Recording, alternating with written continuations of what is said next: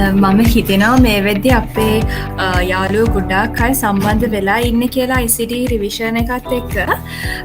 හැබැයි ඕගොල්ලෝ 5 මාර්ටක් කලින් ඉඳන්ම අපිත් එක්ක එකතු වෙලා ඉන්න නිසා අපි හිතුවා ඕගොල්ලන්ට පොඩි ත්‍යාගයක් දිනන්න අවස්ථාවක් ලබා දෙන්න. ඒක නිසා අපි පොඩි ප්‍රශ්නයක් අහනවා.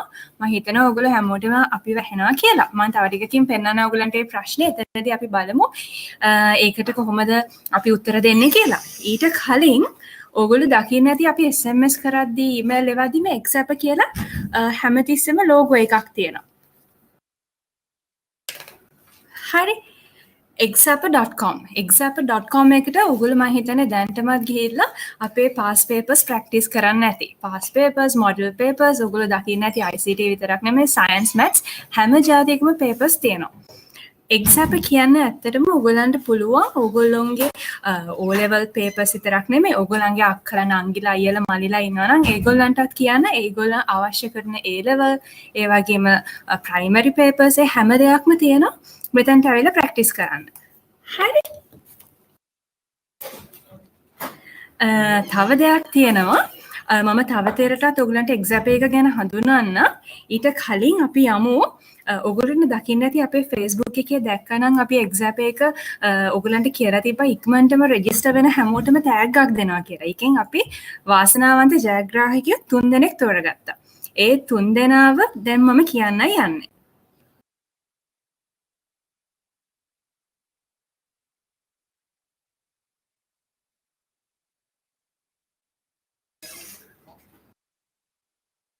හරි මේ ඉන්නේ අපේ ඉක්මනටම එක්සැප් ICT O level revision 1 වලට රෙජිස්ටර් වෙලා ජයග්‍රහණය කරපු 3 දෙනා. අපි හිතනවා ප්‍රගීත්, දමින්දු, චනිදු ඔය 3 දෙනාම අපි එක්ක ඇති කියලාද රිවිෂන් එකේ මම දැක්ක සමහරක් අය ඉන්නවා. ඔයගලන්ට පුළුවන් ඇත්තටම ඔයගලන්ගේ ඔයගොල්ලෝ ඉන්නවා නම් දැන් ඔයගලන්ට පොඩ්ඩක් වීඩියෝ එක ඔන් කරලා ඔයගලන්ගේ මූණවල් පෙන්වන්න අවස්ථාව තියෙනවා. අපි කරලා බලමු අනිත් යාළුවෝ හැමෝටවත් දකින්න ඔයගලන්ව. ප්‍රගීත් මම දැක්ක ඔයා ඉන්නවා. දමිදු චනිදු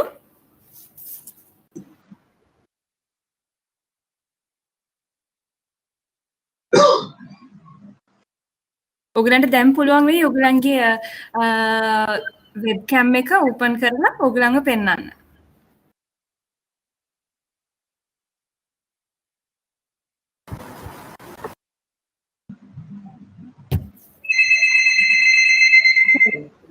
මම හිතන්නේ ප්‍රගීතුයි දමිදුයි චනිදුයි මූණ පෙන්වන්න කැමති නෑ වගේ. හරි කමක් නෑ. අපි දැන් අවස්ථාව දෙනවා. දැන් ඕගොල්ලෝ බලන් ඉන්න ඇත්තට මේගොල්ලන්ට විතරයි තෑගි කියලා. අපි දැන් අපිට ඉස්සෙල්ලම මේ වැඩසටහනත් එක්ක අපේ රිවිෂන් එකත් එක්ක සහභාගී වෙලා ඉන්න කට්ටියට අපි දෙනවා ක්වෙස්චන් එකක් දැන් අපි අහන්න යන්නේ ප්‍රශ්නයක්. හරි. දැන් ඔයගලන්ට මේ ප්‍රශ්නේ පේනවා. හොඳට අහගන්න, හොඳට ඔළුවට දාගන්න. ප්‍රශ්නේ තමයි ලොව පළමු පොදු කාර්ය ඉලෙක්ට්‍රොනික අංකිත පරිගණකය වනුයේ කුමක්ද? හරි. මේ කවුද? දනිදුද? හරි. මේ අපේ ඉස්සෙල්ලා ජයග්‍රාහකයෙක් ඕපන් වෙලා ඉන්නවා දනිදු.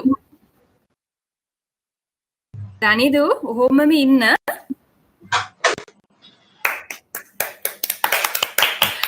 ප්‍රගීත් ඉන්නවා. ආයේ චනිදුත් ඉන්නවා. මේ දෙන්නට තියෙනවා ත්‍යාගයක්. මම දැනට පොඩ්ඩක් දනිදු ඔයගොල්ලන්ව අපේ මේකෙන් අයින් කරන්න වෙනවා. මට මේ ඔලිබර්ට් ක්වෙස්චන් එක පෙන්වන්න තියෙන නිසා.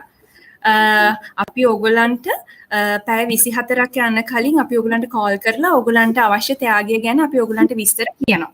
හරි? ඒ දෙන ත්‍යාගයේ හැම දෙයක්ම කියනවා. දැන් මම දැන් කියන්නේ මේ ප්‍රශ්නේ හොඳට ඔළුවට දාගන්න, හොඳට අහුම්කම් දෙන්න. ලොව පළමු පොදු කාර්ය ඉලෙක්ට්‍රොනික අංකිත පරිගණකය වනුයේ කුමක්ද?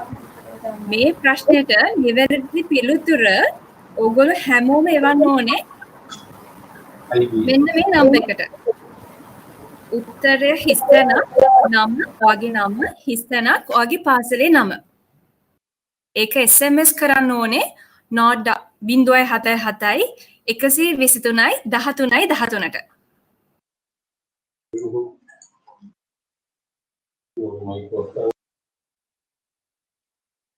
හරිනේ? මම නැවතත් ඔයගලන්ට ප්‍රශ්නය පෙන්නුම් කරන්නම්. දැන් වෙලාව 5:37යි. මම ඔයගලන්ට 5:42. ඒ කියන්නේ විනාඩි 5ක අවස්ථාවක් දෙනවා මේ ප්‍රශ්නෙට උත්තරය එවන්න. ලොව පළමු පොදු කාර්ය ඉලෙක්ට්‍රොනික අංකිත පරිගණකය වනුයේ කුමක්ද? ඔයගොල්ලෝ පිළිතුර එවන්න ඕනේ. නිවැරදි පිළිතුර හිස් තැනක්, ඔයගලන්ගේ නම, හිස් තැනක්, පාසලේ නම. ඒක දාලා SMS එකක් එවන්න ඕනේ 0.77 123 13 13. මේ ප්‍රශ්නෙට නිවැරදි පිළිතුර එවන 3 දෙනෙක්ට තව 3 දෙනෙක්ටත් අපි තෑගි දෙන්න බලාපොරොත්තු වෙනවා. මේක අපි කරන්නේ ඔයගොල්ලෝ එවන උත්තර අරගෙන අපි රැෆල් ඩ්‍රෝ එකක් තියලා තමයි අපි අපේ ජයග්‍රාහකයෝ 3 දෙනාව තෝරන්නේ. ඒකත් ඔයගොල්ලෝ දන්නා වගේ ඔයගොල්ලෝ දන්නවනේ ඔයගොල්ලෝ ICT ඉගෙන ගන්න ළමයිනේ අපේ යාළුවෝ හැමෝම ඔයගොල්ලෝ අපි මේ වෙලාවේ තාක්ෂණය පාවිච්චි කරලා තමයි ඔයගොල්ලන්ගේ මේ රැෆල් ඩ්‍රෝ එක කරන්නේ. අපි ඔයගොල්ලන්ට පෙන්නනවා කවුද කොහොමද දිනන්නේ කියන එක.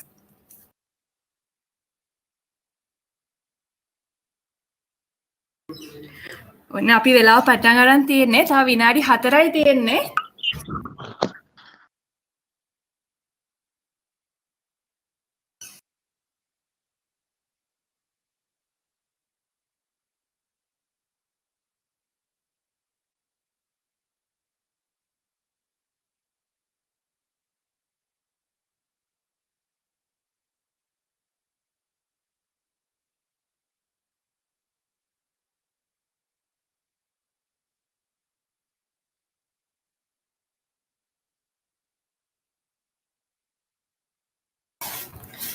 ඔයගලන්ට මම ආයේ ප්‍රශ්නය යොමු කරන්නම්. ලොව පළමු පොදු කාර්ය ඉලෙක්ට්‍රොනික අංකිත පරිගණකය වනුයේ කුමක්ද? ඉක්මනට අපිට SMS එකක් එවන්න. ඔයගොල්ලෝ හැමෝටම අවස්ථාව තියෙනවා. හැබැයි අපි ජයග්‍රාහකයෝ 3 දෙනෙක් තමයි තෝරගන්නේ.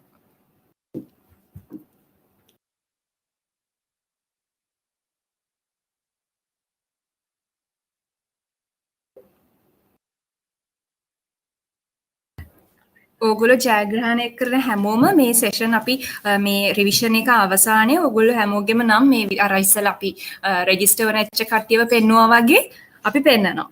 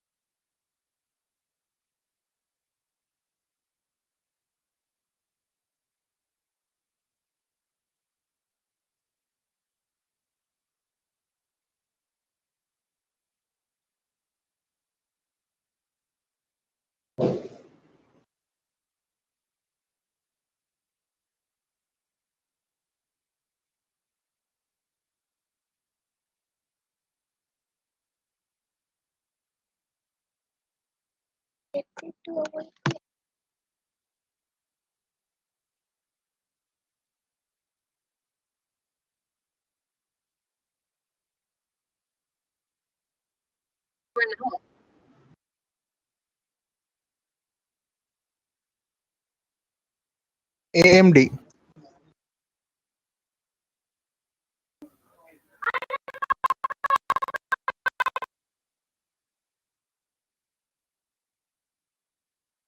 AMD පරිගණකය. add-in machine. මම ආයතරයක් කියන්නම් ඕගලන්ට මේකේ පිළිතුර එවන්න ඕනේ SMS එකක්. මෙතන කියන්න එපා අනිත් යාළුවෝ හැමදෙනාටම ඇහෙනවා. ඔයගලන්ට තෑගිය ගන්න පුළුවන් වෙන්න මේ SMS නම්බර් එකට එවන්න SMS එකක්. නිවැරදි පිළිතුරයි ඔයගලන්ගේ නමයි පාසලේ නමයි.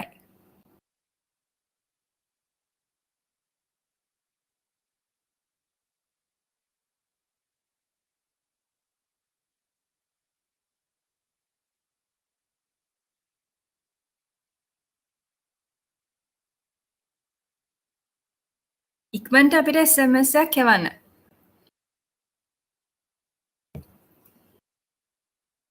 මම නැවතත් ඕගලන්ට ප්‍රශ්නය බලන්න ස්ලයිඩ් එක මාරු කරන්නම්. ලොව පළමු පොදුකාරී ඉලෙක්ට්‍රොනික අංකිත පරිගණකය වනුයේ කුමක්ද? පළමු පොදුකාරී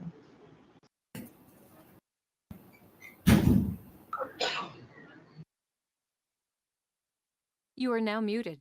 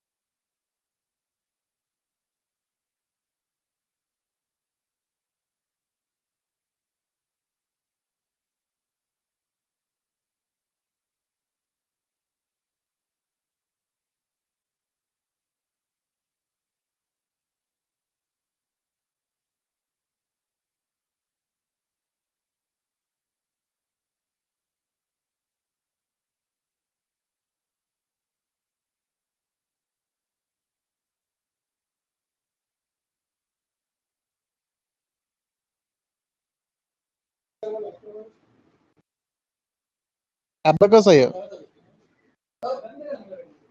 abacusය You are now muted.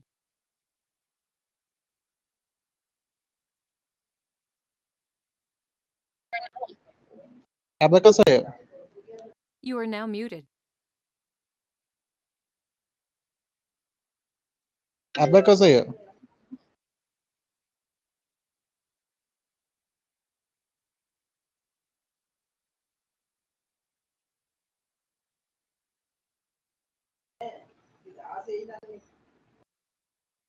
abacusය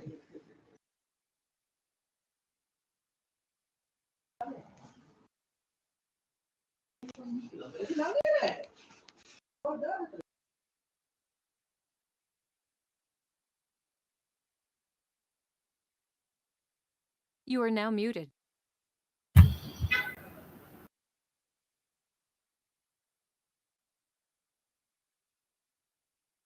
අපි පටන් ගමුද යසස්? පස්සේ දෙමු තැගි. We should start. Right. හරි මං හිතන්නේ ඔයගලන්ට විනාඩි අපි කිව්වා 5:42 වෙනකම් වෙලා දෙනවා කියලා. දැන් 5:45යි අපේ ICT රිවිෂන් එක පටන් ගන්නත් ඕනේ. ඔයගොල්ලෝ බලන් ඉන්න නිසා මම මේ පොඩ්ඩක් ICT රිවිෂන් එකට යන්න කලින් කියන්නම් ඔයගලන්ට වෙබ්කෑම් එක පුළුවන් වෙරන් ඔෆ් කරගෙන ඉන්න. ඒ අවස්ථාවේදී අපි කිව්වත් විතරක් වෙබ්කෑම් එක ඔන් කරන්න. මේ ආයෙ ඔයගොල්ලෝ ඇක්ටිව් පාටිසිපන්ට් කෙනෙක් වෙලා ඉන්නවට අපි කැමතියි. ඔයගලන්ට තියෙන ප්‍රශ්න ඒ හැමදේම ඔයගොල්ලන් මේ chat එකේ හැවුවොත් අපිට ඒ දේවල් ටීචර්ට පෙන්නලා අපිට ඒවලට උත්තර දෙන්න පුළුවන්. හරි දැන් මම කියන්න අද අපේ ICT රිවිෂන් එක මෙහෙවන්නේ ප්‍රියන්ති ප්‍රනාන්දු ගුරු මහත්මිය. ඔයගොල්ලෝ මේ වෙනකොටත් මිස්ව දන්නවා. ඔයගොල්ලෝ FB එකේනොත් දකින්න ඇති. අද අපේ සෙෂන් එක අපේ රිවිෂන් එක කරන්නේ මිස් ප්‍රියන්ති. මිස් ප්‍රියන්ති ලෑස්ති වෙලා ඉන්නවා ඕගොල්ලන්ට වැදගත් වෙයි කියලා හිතන අද අපේ පළවෙනි රිවිෂන් සෙෂන් එක නිසා ඕගොල්ලන්ට වැදගත් වෙයි කියලා හිතන මාතෘකා තුනක් ලෙසන්ස් තුනක් ඇත්තටම ඕගොල්ලන්ට සූදානම් කරලා තියෙනවා. ඒකේ තියෙන ප්‍රශ්න හැම දෙයක්ම ගැටලු ඔයගොල්ලෝ දැනගන්න ඕන දේවල් හැම දෙයක්ම මිස් ලෑස්ති කරලා තියෙනවා. අපි මිස්ට අවස්ථාව දෙනවා මිස්ගේ සෙෂන් එක පටන් ගන්න. ඊට කලින් මම නැවතත් මතක් කරන්න ඔයගොල්ලෝ දැන් මේ දකින්න ලෝගෝ එක exap.com මම හිතන්නේ ඔයගොල්ලෝ දැන්ටමත් exap.com හරහා තමයි අපේ මේ රිවිෂන් එක අහන් ඉන්නේ. බලන්නේ ඔයගොල්ලෝ සහභාගී වෙන්නේ. ඔයගොල්ලන්ට පුළුවන් exap එකෙන් ඔයගොල්ලන්ගේ past papers හැම දෙයක්ම practice කරන්න. ඇත්තටම past papers විතරක් නෙමෙයි. model papers, O levels, ඒ වගේම ඔයගොල්ලන්ගේ අක්කලා අයියලාට A levels, past papers හැම දෙයක්ම තියෙනවා. අනිත් එක Sinhala medium, English medium, Tamil medium මේ හැම paper එකක්ම තියෙනවා. ඔයගොල්ලන්ට කියලා practice කරන්න පුළුවන්. අනිත් එක හුඟක් papers අපි නොමිලේ දීලා තියෙනවා ඔයගොල්ලන්ට. ඒ වගේම ඔයගොල්ලන්ට පුළුවන් සමහරක් papers ඔයගොල්ලන්ට මිලදී අරගෙන පාවිච්චි කරන්නත් හැකියාව තියෙනවා. හරි එහෙනම් අපි ICT රිවිෂන් එක දැන් පටන් ගමු. මම මිස්ට අවස්ථාව දෙනවා දැන් ඉඳන් ICT රිවිෂන් එක පටන් ගන්න.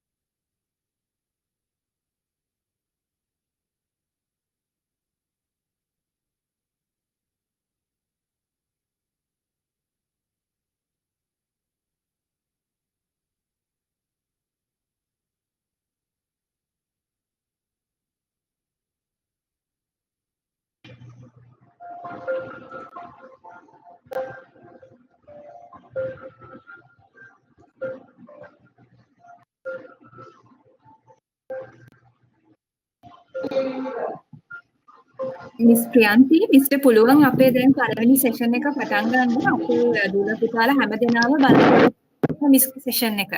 මම මිස්ට ආදරෙන් හරි. බොහොම ස්තුතියි. මම මුලින්ම ස්තුතිවන්ත වෙනවා exap.com ආයතනයට.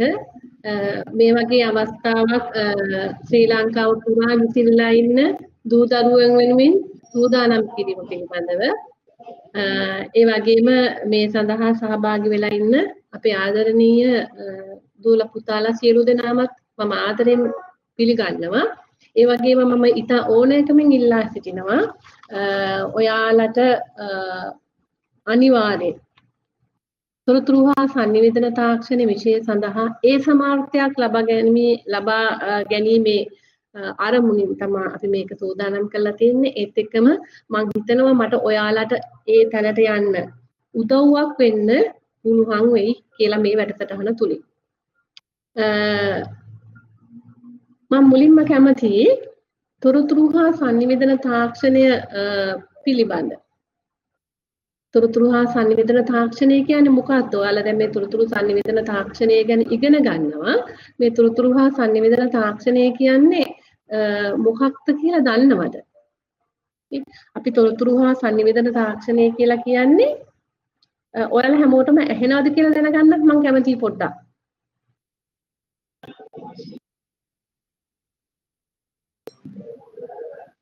ඔයාලා හැමෝටම ඇහෙනවද කියලා පොඩ්ඩක් මට දැනගන්න ඕනේ. ප්‍රියන්ත මිස් ඇහෙනවා අපිට. මිස් මං හැමෝටම ඇහෙනවා මිස්. මිස්ට ගෙනියන්න පුළුවන් රිවිෂන් එක. ඕකේ.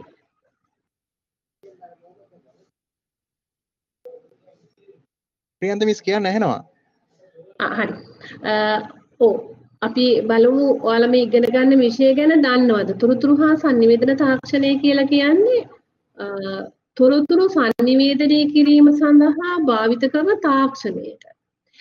එතකොට අපි හිතන්නේ තොරතුරු හා sannivedana තාක්ෂණය කියන්නේ පරිගණකයේ විතරයි කියලා. නෑ, පරිගණකයේ විතරක් නෙමෙයි. අන්තර්ජාලය, එතකොට රැහන් රහිත ජාල, ජංගම දුරකථන, රූපවාහිනිය මේ කින සියලුම දේවලින් කරන්නේ තොරතුරු හා sannivedana තාක්ෂණය ඒ කියන්නේ තොරතුරු sannivedanaya කිරීමට උපකාරී කරගන්නා තාක්ෂණය තමයි අපි තොරතුරු හා sannivedana තාක්ෂණය කියලා කියන්නේ. මම පුංචි හැඳින්වීමක් කරේ තොරතුරු හා sannivedana තාක්ෂණය පිළිබඳව. අපි බලමු මේ වෙනකොට ඔයාලා මේ විෂය නිර්දේශය තොරතුරු හා sannivedana තාක්ෂණයට තියෙන විෂය නිර්දේශය සියල්ල ඉගෙනගෙන ඇති මේ වසරේ විභාගයට මුහුණ දෙන අපේ දුවල පුතාලා. ඒ වගේම දැන් 10 වසරින් දූ දරුවනුත් මෙතන ඉන්නවා කියලා මම දන්නවා. ඉතින් එයාලා ඉගෙනගෙන තියෙන්නේ මේ 10 වසරට අදාළ වෙන පාඩම් කිහිපය විතරයි. අපි බලමු මොනවද ඔයාලට තියෙන පාඩම්. කොහොමද මේ තොරතුරු හා sannivedana තාක්ෂණ විෂයේ ප්‍රශ්න පත්‍රය සඳහා මෙම පාඩම් වලින් ප්‍රශ්න නිර්මාණය වෙන්නේ. හොඳයි. අපිට 10 ශ්‍රේණිය සඳහා තියෙනවා පාඩම් 9ක්. මේ පාඩම් 9 සකස් වෙලා තියෙනවා. පළවෙනි පාඩම තොරතුරු හා sannivedana තාක්ෂණය, දෙවෙනි පාඩම පරිගණකය හඳුනා ගනිමු. තුන්වෙනි පාඩම පරිගණක පද්ධතිය දත්ත නිරූපණයට භාවිත කරන ක්‍රම. ඒ කියන්නේ අපි ඉගෙන ගත්ත සංඛ්‍යා පද්ධති පිළිබඳව මේ පාඩමේදී. ඊට පස්සේ අපි හතරවෙනි පාඩමේදී ඉගෙන ගත්ත තාර්කික ద్వාර සමග බූලීය බීජ තර්කණය පිළිබඳව. පස්වෙනි පාඩම හැටියට මෙහෙයුම් පද්ධතියක්. හයවෙනි පාඩම වදන් සැකසීම. මොකද්ද මේ වදන් සැකසීම කියලා කියන්නේ? අපි මෙතනදී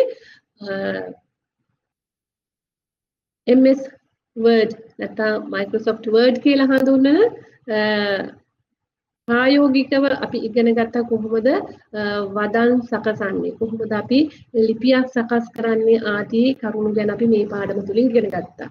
ඊට පස්සේ අපි හත්වෙනි පාඩම විදිහට විද්‍යුත් පැතුරුම්පත්. මෙතනදිත් අපි ඉගෙන ගන්නවා ප්‍රායෝගිකව Excel, Microsoft Excel කියන එකෙන් අපි කොහොමද මේ ගණිතමය ක්‍රියාවලියන් කරන්නේ, කොහොමද අපි යම් කිසි ගණිත ගැටලුවක් විසඳන්නේ ඉතා පහසුවෙන්.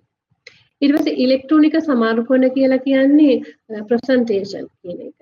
අපි Microsoft PowerPoint කියන එක අපි ඉගෙන ගත්තා. ඊට පස්සේ දත්ත සමුදාය. අපි database කියලා තමයි අපේ පුරුදු වචනය. අපි database කියන පාඩම තමයි අපේ 9 වෙනි පාඩම. ඉතින් මේ පාඩම් 9 ගත්තහම ඉතාමත් සරලයි, බොහොම පහසුවෙන් අපට මතකයේ තියාගන්න පුළුවන්. මොකද ප්‍රැක්ටිකල් පාඩම් ලිපියක්ම තියෙනවා. ඉතින් මම හිතනවා මේ වෙනකොට ඔයාලා මේ පාඩම් වලට ආසාවෙන් ඉගෙන ගන්න ඇති කියලා. අපි බලමු 11 වසරේ පාඩම් ටික කොහොමද තියෙන්නේ කියලා. 11 වසරේ අපිට තියෙනවා පාඩම් 6ක් තියෙනවා. මේ පාඩම් 6 මේ වෙනකොට ඔයාලා සම්පූර්ණ කරලා ඇති. සමහර අය මේක වෙනකොට පාඩම් කීපයක් තවමත් සම්පූර්ණ කරන්න ඉතිරි වෙලා ඇති. ඉතින් පළවෙනි පාඩම තියෙනවා ගැටළු විසඳීමට ක්‍රම ලේඛන ලිවීම. මේක ප්‍රෝග්‍රෑමින් කියන එක. අපි Pascal කියන ප්‍රෝග්‍රෑමින් ගැන මේ පාඩමේදී ඉගෙන ගන්නවා. ඊට පස්සේ අපිට තියෙනවා තොරතුරු පද්ධති සංවර්ධන ක්‍රියාවලිය. අන්තර්ජාලය හා විද්‍යුත් තැපෑල, බහුමාධ්‍ය භාවිතය, බහුමාධ්‍ය තාක්ෂණය යොදා ගනිමින් සරල වෙබ් අඩවි නිර්මාණය සහ සමාජයේ සහ තොරතුරු sannivedana තාක්ෂණය කියන පාඩම් ටික තමයි ඔයාලට 11 වසරට තියෙන්නේ. ඉතින් ඔයාලට 10 සහ 11 වසර සඳහා තියෙන්නේ පාඩම් 15යි. ඉතින් මේ පාඩම් 15 පදනම් කරගෙන තමයි ඔයාලගේ ප්‍රශ්න පත්‍රය සකස් වෙන්නේ. ඉතින් ඔයාලට මේ ප්‍රශ්න පත්‍රය සකස් වෙන ආකාරය සහ අපි කොහොමද පාඩම් කරන්න ඕනේ කියන ටික තේරුම් ගත්තොත් ඔයාලට පුළුවන් අනිවාර්යයෙන්ම මේ විෂය සඳහා ඒ සමාර්ථයක් ලබා ගන්න. අපි බලමු කොහොමද මේ මුලින්ම බලමු කොහොමද මේ ප්‍රශ්න පත්‍රය සකස් වෙලා තියෙන්නේ. අපි දන්නවා ඔයාලට තියෙනවා ප්‍රශ්න පත්‍ර දෙකක්. එකක් බහුවර්ණ ප්‍රශ්න පත්‍රයක්. ඒකේ ප්‍රශ්න 40ක් අපට ලබා දීලා තියෙනවා. ප්‍රශ්න 40ට නිවැරදි පිළිතුරට සුදුසු පිළිතුර තෝරලා යටින් ඉරක් ගන්න තියෙන්නේ. ඉතින් මේ ප්‍රශ්න 40 සකස් වෙන්නේ අර මම මීට පෙර පෙන්නපු පාඩම්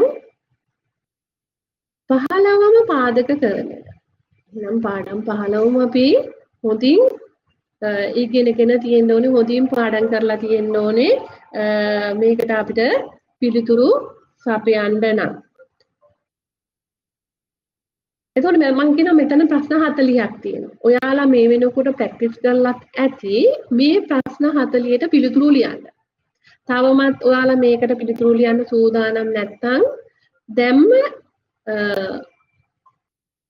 expert.com එකට ඇවිල්ලා මේවට පිළිතුරු ලියලා ඔයාලට කොච්චරක් ඒවට ලකුණු ලැබෙනවද කියලා බලන්න. මොකද පළවෙනි පේපර් එකට ලකුණු 30ක් ගන්න පුළුවන් නම් අපිට පළවෙනි පේපර් එකට ලකුණු 30ක් හම්බ වෙනවා නම් ඔයාලට අනිවාර්යෙන්ම පුළුවන් වෙනවා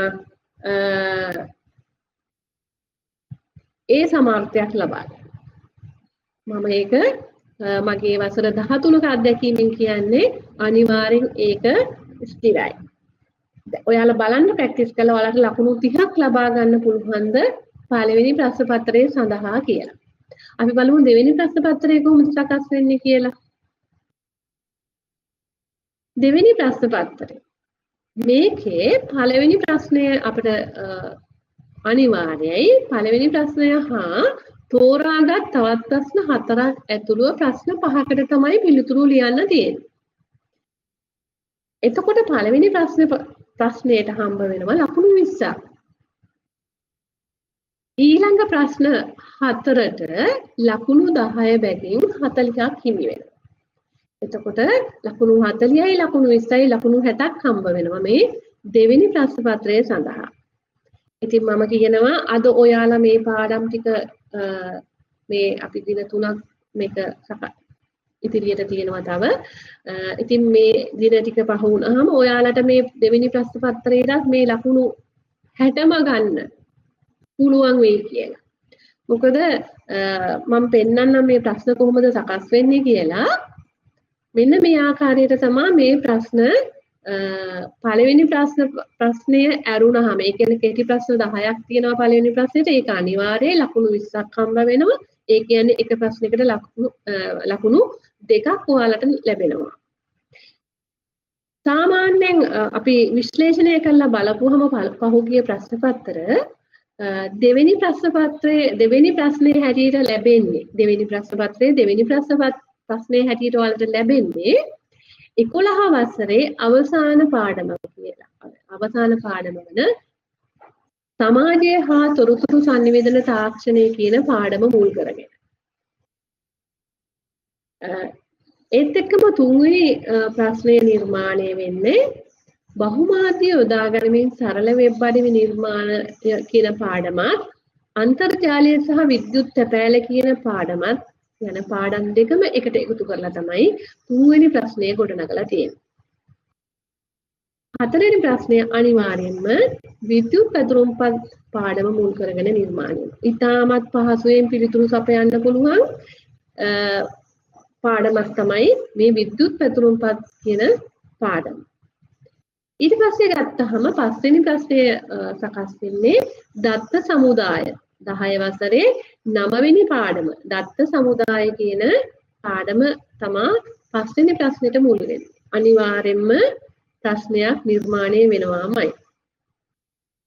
එතකොට 6 වෙනි ප්‍රශ්නයේ තොරතුරු පද්ධති සංවර්ධන ක්‍රියාවලිය කියන පාඩමත් ඇතැම් විට මේකට තව පාඩමක ප්‍රශ්න දෙක තුනකුත් ඇතුල් වෙන්න පුළුවන්කම තියෙනවා.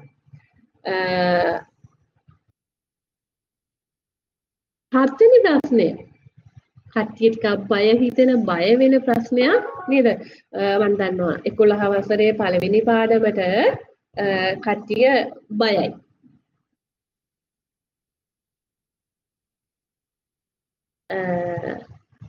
ඇයි ඒ බය? ඒ පාඩම අමාරුයි කියලා. ඔව් ඒ පාඩම අමාරුයිද කියලා අපි බලමු. ඉතින් ඒකෙනුත් අනිවාර්ය ප්‍රශ්නයක් ගොඩ නැගෙනවා. ඒත් එක්කම මේ සියලුම පාඩම් වලින් අපේ පළවෙනි ප්‍රශ්න පත්‍රයේට ප්‍රශ්න අහන්නේ කියන එකත් අපි මතක් කරගමු. අපි ඊළඟ සැරේදී අපි මම මේකේ සිංහලෙන් විතරයි දාලා තියෙන්නේ. නමුත් අපේ ඉදිරි presentations වල ඉංග්‍රීසි මාධ්‍යනුත් තියෙනවා. ඒක නිසා ඔයාලා worry වෙන්න එපා. මේකේ සිංහලෙන් විතරයි තියෙන්නේ කියන එකට. අපි ඉංග්‍රීසි වලිනුත් අපේ ඉදිරියේ වගේ presentations හදලා දෙන්නේ. හරි. අපි බලමු මම මේ කිව්ව විදිහට මම මෙතන පෙන්නගෙන යන්න මේ දෙවෙනි ප්‍රශ්න පත්‍රයේ හැදෙනවයි කියලා කිව්ව දෙවෙනි එකේ දෙවෙනි ප්‍රශ්නේ. මම කිව්වේ කීවෙනි පාඩමෙන් කියලාද? අන්තිම පාඩම. අන්තිම පාඩම කියලා කිව්වේ සමාජ හා තොරතුරු sannivedana කියන පාඩමෙන් තමයි මේ දෙවෙනි ප්‍රශ්නය සකස් වෙලා තියෙන්නේ. මම ඒක පෙන්වන්නයි මේක පාවිච්චි කරන්නේ. ඊට පස්සේ ගත්තහම තුන්වෙනි ප්‍රශ්නය බහුමාධ්‍ය තාක්ෂණය යොදා ගනිමින් සරල වෙබ් අඩවි නිර්මාණය කියන පාඩමෙනුත් හතරවෙනි ප්‍රශ්නය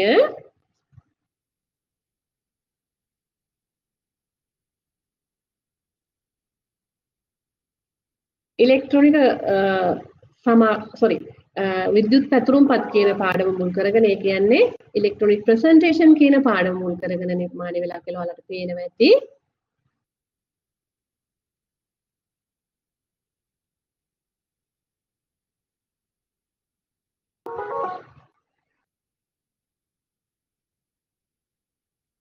ඔව්. පස්වෙනි ප්‍රශ්නේ අනිවාර්යෙන්ම මම කිව්වා එන්නේ දත්ත සමුදාය කියන පාඩමෙන් අද අපි මේ පාඩම කරගෙන යනවා. මේ දත්ත සමුදාය කියන පාඩමෙන් තමයි එතකොට මේ පස්වෙනි ප්‍රශ්නය නිර්මාණය වෙලා තියෙන්නේ. හරිම ලේසි පිළිතුරු සපයන්න. හයවෙනි ප්‍රශ්නේ 11 වසරේ තොරතුරු පද්ධති සංවර්ධන ක්‍රියාවලිය කියන පාඩමෙන් කියන එක මම පෙන්නන්නයි මේ ඔයාලට ඉදිරිපත් කරන්නේ මේක. ඒත් එක්කම 7 වෙනි එක මම කෝ අමාරුයි කියලා හිතනවා කට්ටිය. නමුත් අමාරු නැහැ.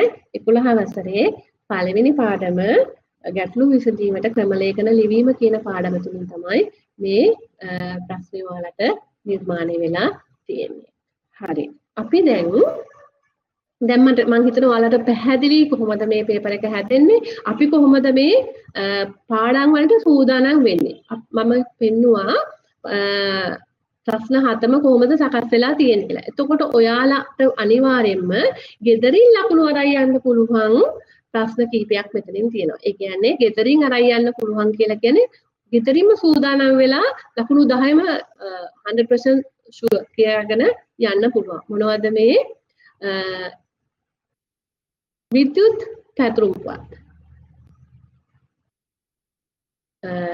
ඒත් එක්කම ඒ කියන්නේ අපි Excel කියලා කියන්නේ Excel වලින් අහන ප්‍රශ්නේ හරිම ලේසි.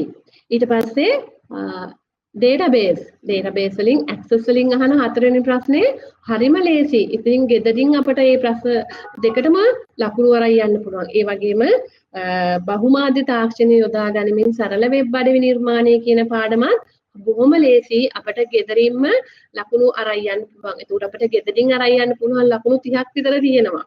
ඒ කියන්නේ අනිවාර්යෙන් ඒ ලකුණු 30 ගෙදරින්ම අරන් යන්න පුළුවන් කියලායි මම හැමදාම කියන්නේ.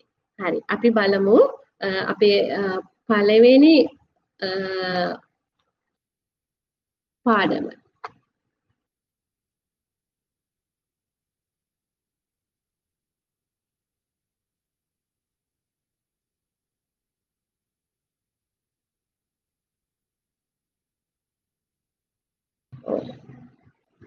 දත්ත සමුදාය කියන පාඩම. මම හිතනවා මේ පාඩමින් ඔයාලට ඒ ලකුණු 10 වගේම ලකුණු 10ක් ලැබෙනවා. ඒ වගේම පළවෙනි ප්‍රශ්න පත්‍රයේට ලකුණු 4ක් ගන්න. ප්‍රශ්න 4ක් වගේ මේකෙන් අපිට අහනවා. හරිම පහසුයි. මේකට උත්තර සපයන්න අපි බලමු. ඔයාලා මේ වෙනකොට මම මේ පාඩම මුලින් ඉඳන් කරනව නෙමෙයි. මේවා මතක් කරගන්නයි මම මේ ඔයාලට මේක ඉදිරිපත් කරන්නේ. අපි බලමු මතකයිද කියලා. හොඳයි.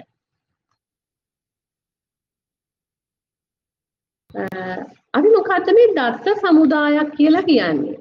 දත්ත සමුදායක් කියලා කියන්නේ දත්තවල එකතුවක්.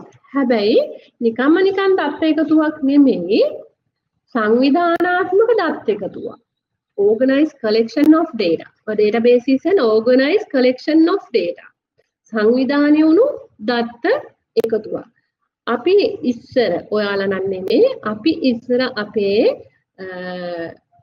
යහළු යෙහෙලියන්ගේ දුරකථන අංකය සටහන් කරගත්තේ පොතක. ඒ කියන්නේ අපි දත්ත එකතු කරා. හැබැයි ඒ ඉලෙක්ට්‍රොනික විදිහට නම් නෙමෙයි මැනුවල් අත්‍යුරු විදිහට.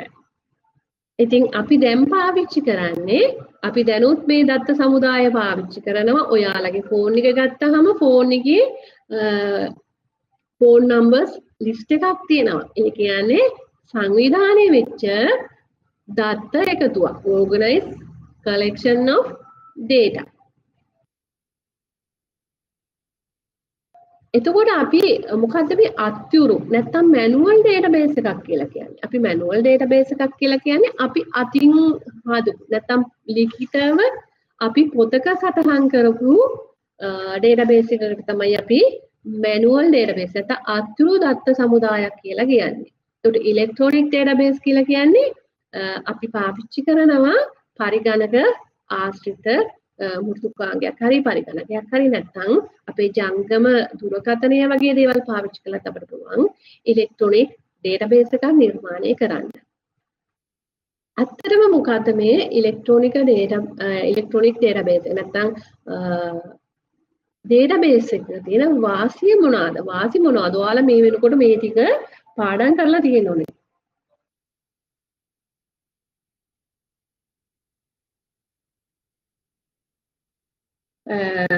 එතකොට අපි බලමු මොනවද තියෙන වාසි. තොරතුරු සෙවීම වඩාත් කාර්යක්ෂමයි. මේ මම කියන්නේ ඉලෙක්ට්‍රොනික ඩේටාබේස් එක. තොරතුරු සොයන්න එක හරිම කාර්යක්ෂමයි. ඇයි අපි මෙහෙම කියන්නේ? අපි පොතක ලියන් හිටියනම් අපිට ඒක හොයන්න හරිම අමාරුයි. ඒ වගේම අපිට පිටපත් ලබා ගන්න. easy to obtain copies අපි බොහොම පහසුවෙන් අපට පුළුවන් පිටපත් ලබා ගන්න. නේද? අපිට කොපිස් 10ක් ඕන නම් අපිට අග්ගාලා කමාන්ඩ් එක දුන්නා print එකක් එන්න කියලා. ඔන්න අපි කොපිස් 10ක් ගත්තා. නමුත් අපි manual database එකක නම් අපිට ඒ දේ කරන්න බෑ. බොහොම අමාරුයි මේ පිටපත් ලබා ගැනීම. ඒ වගේම අපිට අඩු ඉඩක් තමයි යන්නේ. smaller physical space to store data. අපිට දත්ත තැම්පත් කරන්න යන්නේ බොහොම පුංචි ඉඩ කඩක්. විශේෂම දේ තමයි දත්ත විශ්ලේෂණය. data analysis කියන එක. දත්ත විශ්ලේෂණය කරන්න තාම පහසුයි වගේම වේගවත්ව කරන්න පුළුවන්. ඔයාලා ෆෝන් එක අතට ගත්තාම ටක් ගාලා ඔයාගේ යාළුවගේ නම්බර් එක හොයනවා. හැබැයි පොතක ලියන් හිටියා නම් ඕක කෙනෙක්ගේ නම්බර් එකක් හොයන්න හරිම අමාරුයි. ඉතින් බොහොම විධිමත්ව අපේ ෆෝන් එකේ මේ data ගබඩා වෙලා තැම්පත් වෙලා තියෙනවා. ඒ ඇයි මේ database කියන සංකල්පය එතන තියෙන නිසා. ඉතින් දත්ත විශ්ලේෂණය කරන්න වගේම වේගවත්ව සොයන්න අපට බොහොම පහසුකම් සපයනවා ඉලෙක්ට්‍රොනික database එක. දත්ත හවුලේ පාවිච්චි කරන්න පුළුවන්. ඇයි අපි එහෙම කියන්නේ? දත්ත හවුලේ පාවිච්චි කරන්න පුළුවන්. අපි manual database එකක් නම් කළේ අපි අතුරු දත්ත බැංකුවක් නම් දත්ත සමුදායක් නම් පවත්වාගෙන ගියේ අපිට ඒක හවුලේ භාවිත කරන්න බෑ. මේ අපි ගාව තියෙන තව කෙනෙක් තව දුරක ඉන්නේ. ඉතින් එයාලත් එක්ක අපිට ෂෙයා කරගන්න බෙදා හදා ගැනීමේ හැකියාවක් නැහැ. නමුත් අපේ පරිගණකයේ තුල තියෙන database එකකින් අපිට පුළුවන් අනිත් අයත් එක්ක ෂෙයා කරන්න. data can be shared. අපිට අනිත් අයත් එක්ක ෂෙයා කරගන්න පුළුවන්. ඔන්න මම අපේ පෙළ පොතේ අපේ ටෙක්ස්ට් බුක් එකේ තියෙන විශේෂිත දෙයක් independence of data. දත්තවල ස්වායත්තතාව. අම්මෝ මේ වචනේ දැක්කම ළමයි බය වෙනවනේ. දත්තවල ස්වායත්තතාව. මොකක්ද මේ ස්වායත්තතාව කියන්නේ?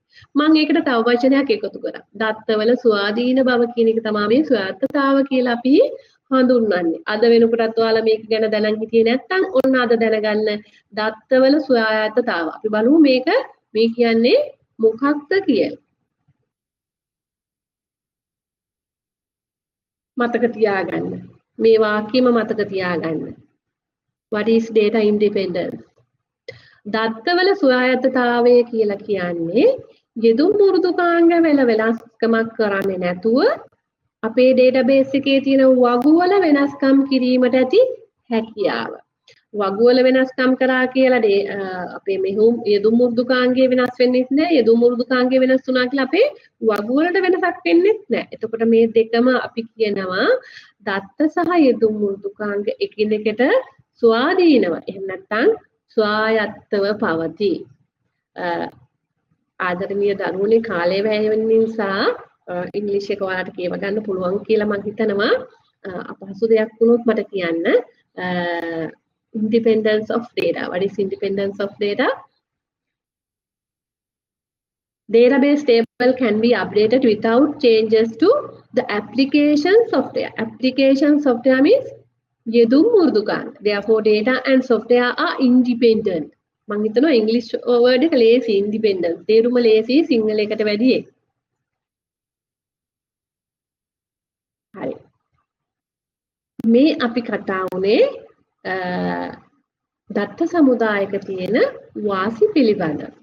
දැන් අපි බලමු දත්ත සමුදායක තියෙන ලක්ෂණ මොනවාද? ඔන්න ආයිත් අමාරු වචනයක්. දත්ත සමතිරික්තතාව. දත්ත සමතිරික්තතාවයෙන් වියුක්ත වෙලා තියෙන්නේ database එක. මොකද්ද මේ දත්ත සමතිරික්තතාව? නැත්නම් data redundancy කියලා කියන්නේ. දත්ත තැන්පත් කිරීමේදී එකම දත්තය වගු කිහිපේ කියන්නේ වගු දෙකක් තුනක් හතරක් තියෙනවා නම් එකම දේ නැවත නැවත අපි කියනවා. මේක තමයි අපි දත්ත සමතිරික්තතාව කියලා කියන්නේ. හැබැයි මේ database එකක තියෙන දත්ත සමතිරික්තතාව නෙමෙයි. දත්ත සමතිරික්තතාවේ වියුක්ත බව. minimal data redundancy. Data redundancy කියලා කියන්නේ if the same data is stored in several tables, this is called as data redundancy. The දත්ත එකම දත්තයේ වගු කිහිපයක තැන්පත් වීම අවම කිරීම තමයි අපි සමතිරික්තතාවයෙන් වියුක්ත වෙනවයි කියලා කියන්නේ. උදාහරණයක් දීලා තියෙනවා මම. මේකේ තියෙනවා මේ ෆිරෝසා ලායිරාෆික් කියන වචනේ. ඒ කියන්නේ නම නැවත ලියවිලා තියෙනවා. දෙවෙනි මගුවෙත් ඒක තියෙනවා. එතකොට ඒක කීප තැනක ලියවෙනකොට සමහර වෙලාවට වැරදි විදිහට ලියවෙන්න පුළුවන්. නම වුණත් තව තැනක ලියනකොට වැරදි. අකුරු වැරදි. නමේ කෑල්ලක් අඩු. එතකොට මොකද වෙන්නේ මේ දත්ත සමතිරික්තතාවයේ කියන error එක ඒ වැරද්ද ඇති වෙනවා. ඒක අපි මිනිමම් කරන්න ඕනේ. ඒක අපි අවම කරන්න ඕනේ. ඉතින් ඒක අවම කිරීම සඳහා අපිට තියෙනවා ක්‍රමයක්. අපි මොකක්ද ඒකට කරන්න තියෙන්නේ? බලමු මොකක්ද අපිට කරන්න තියෙන්නේ කියලා.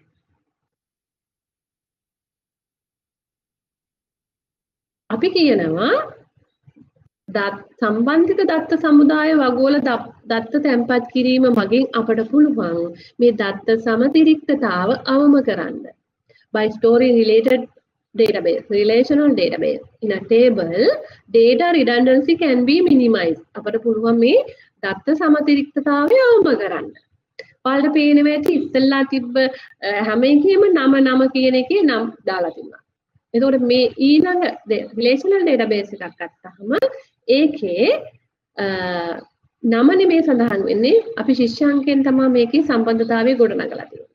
එතකොට නම නැවත ලියෙන්නේ නැහැ. නමක් කියන එකක් අකුරු වලින් ලියවෙන්නේ. එතකොට අපිට වරදින්න පුළුවන් ඉඩකඩ වැඩි.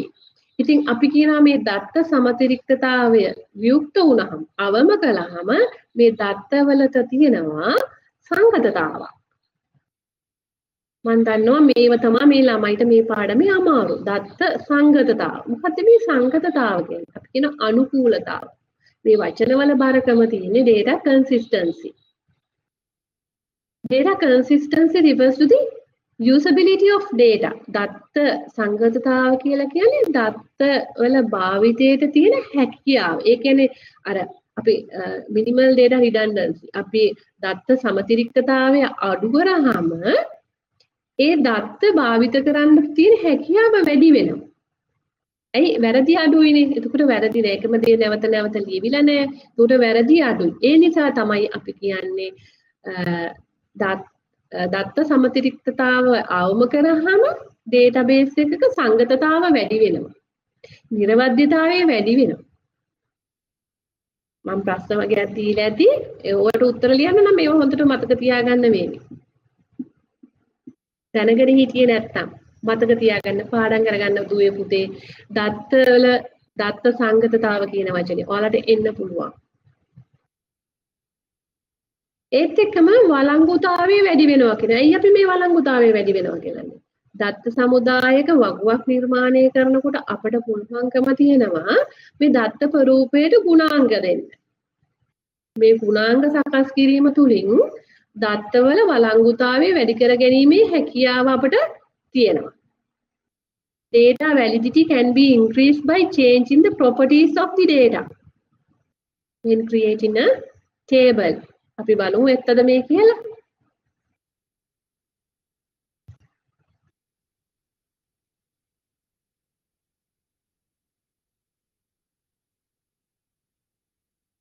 ඔව් මේ තියෙන්නේ අපි data වල properties කොහොමද වෙනස් කරන්නේ වගුවක ගුණාංග කොහොමද වෙනස් කරන්නේ කියන එක උදාහරණයක් මම දීලා තියෙන example මෙතන තියෙනවා default value එක 1000 validity rule more than or equal 1000 වැඩි හෝ සමානයි 18 වැඩි. එතකොට අපි මෙතන මේ rule එකක් දීලා තියෙනවා මේ 18 සමාන හෝ වැඩි වුණ ඉලක්කම් විතරයි මෙතන යොදන්න පුළුවන්. අපි field properties වලට field properties අපිගේ ශේත්‍රයට ගුණාංගයක් දෙනවා. එතනින් එයා ඒ rule එකට ඒ නීතියට බැඳිලා ඉන්නවා. එතකොට ඒ නිසායි අපි කියන්නේ මේ අපි database එකක table එකක් නිර්මාණය කරනකොට මේ properties වෙනස් කිරීම තුලින් අපට පුළුවන් වළංගුතාවය වැඩි කරන්න. ඒත් එක්කම ආරක්ෂාව කියන එක අපිට ඉලෙක්ට්‍රොනික database එකක දකින්න පුළුවන් දෙයක් තමයි security ආරක්ෂාව. අපිට දෙආකාරයකට පුළුවන් පුතේ ආරක්ෂාව යොදන්න මේ database එකකට. එකක් තමයි දත්ත සමුදායට මුරපද යෙදීම මගින් සහ දත්ත গুপ্ত කේතනය.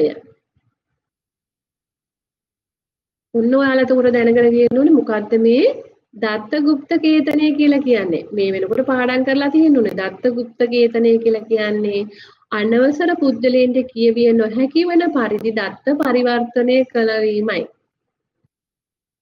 Data encryption.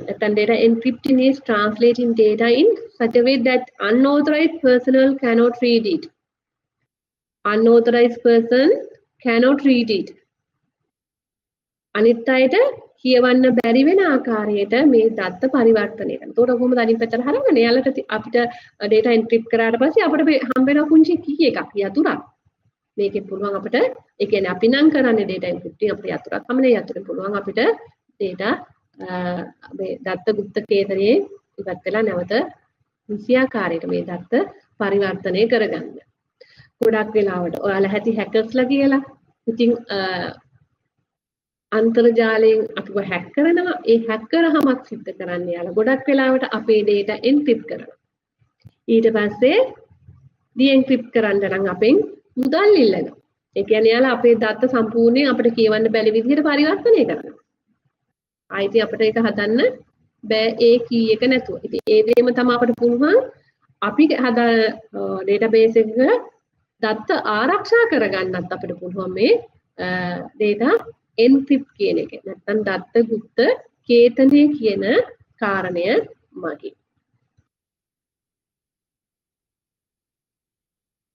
මම චුට්ටක් ඉක්මනට කරන්න වෙලා යනවා දැනෙන්නේ නැති කාණයි. අපි database එකක දත්ත අනුපිටපත් වීම කියලා එකක් ඉගෙන ගත්තා. මොකද්ද මේ දත්ත අනුපිටපත් වෙනවා කියන්නේ? මේක දත්ත සමතිරික්තතාවය කියන එකම නෙමෙයි.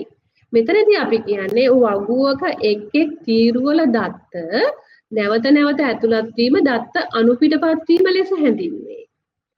මේ වාක්‍ය පුතේ පාඩම් කරගන්න ඕනේ. මොකද්ද මේ data අනුපිටපත් වීම?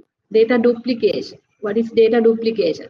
Recording column data repeatedly is called as data duplication. එතකොට මෙතන ඔයාලට පේනවා මේ මීනා දේවී රාමනාද මුහම්මඩ් මලික්කා මේ කියන නම් නැවත නැවත ලියවිලා තියෙනවා. උපන් දිනේ නැවත නැවත ලියවිලා තියෙනවා. එතකොට එකම වගුවක එකම දත්තය නැවත නැවත ලියවිලා තියෙනවා. මේක තමයි අපි මේ දත්ත අනුපිටපත් වීම කියලා කියන්නේ.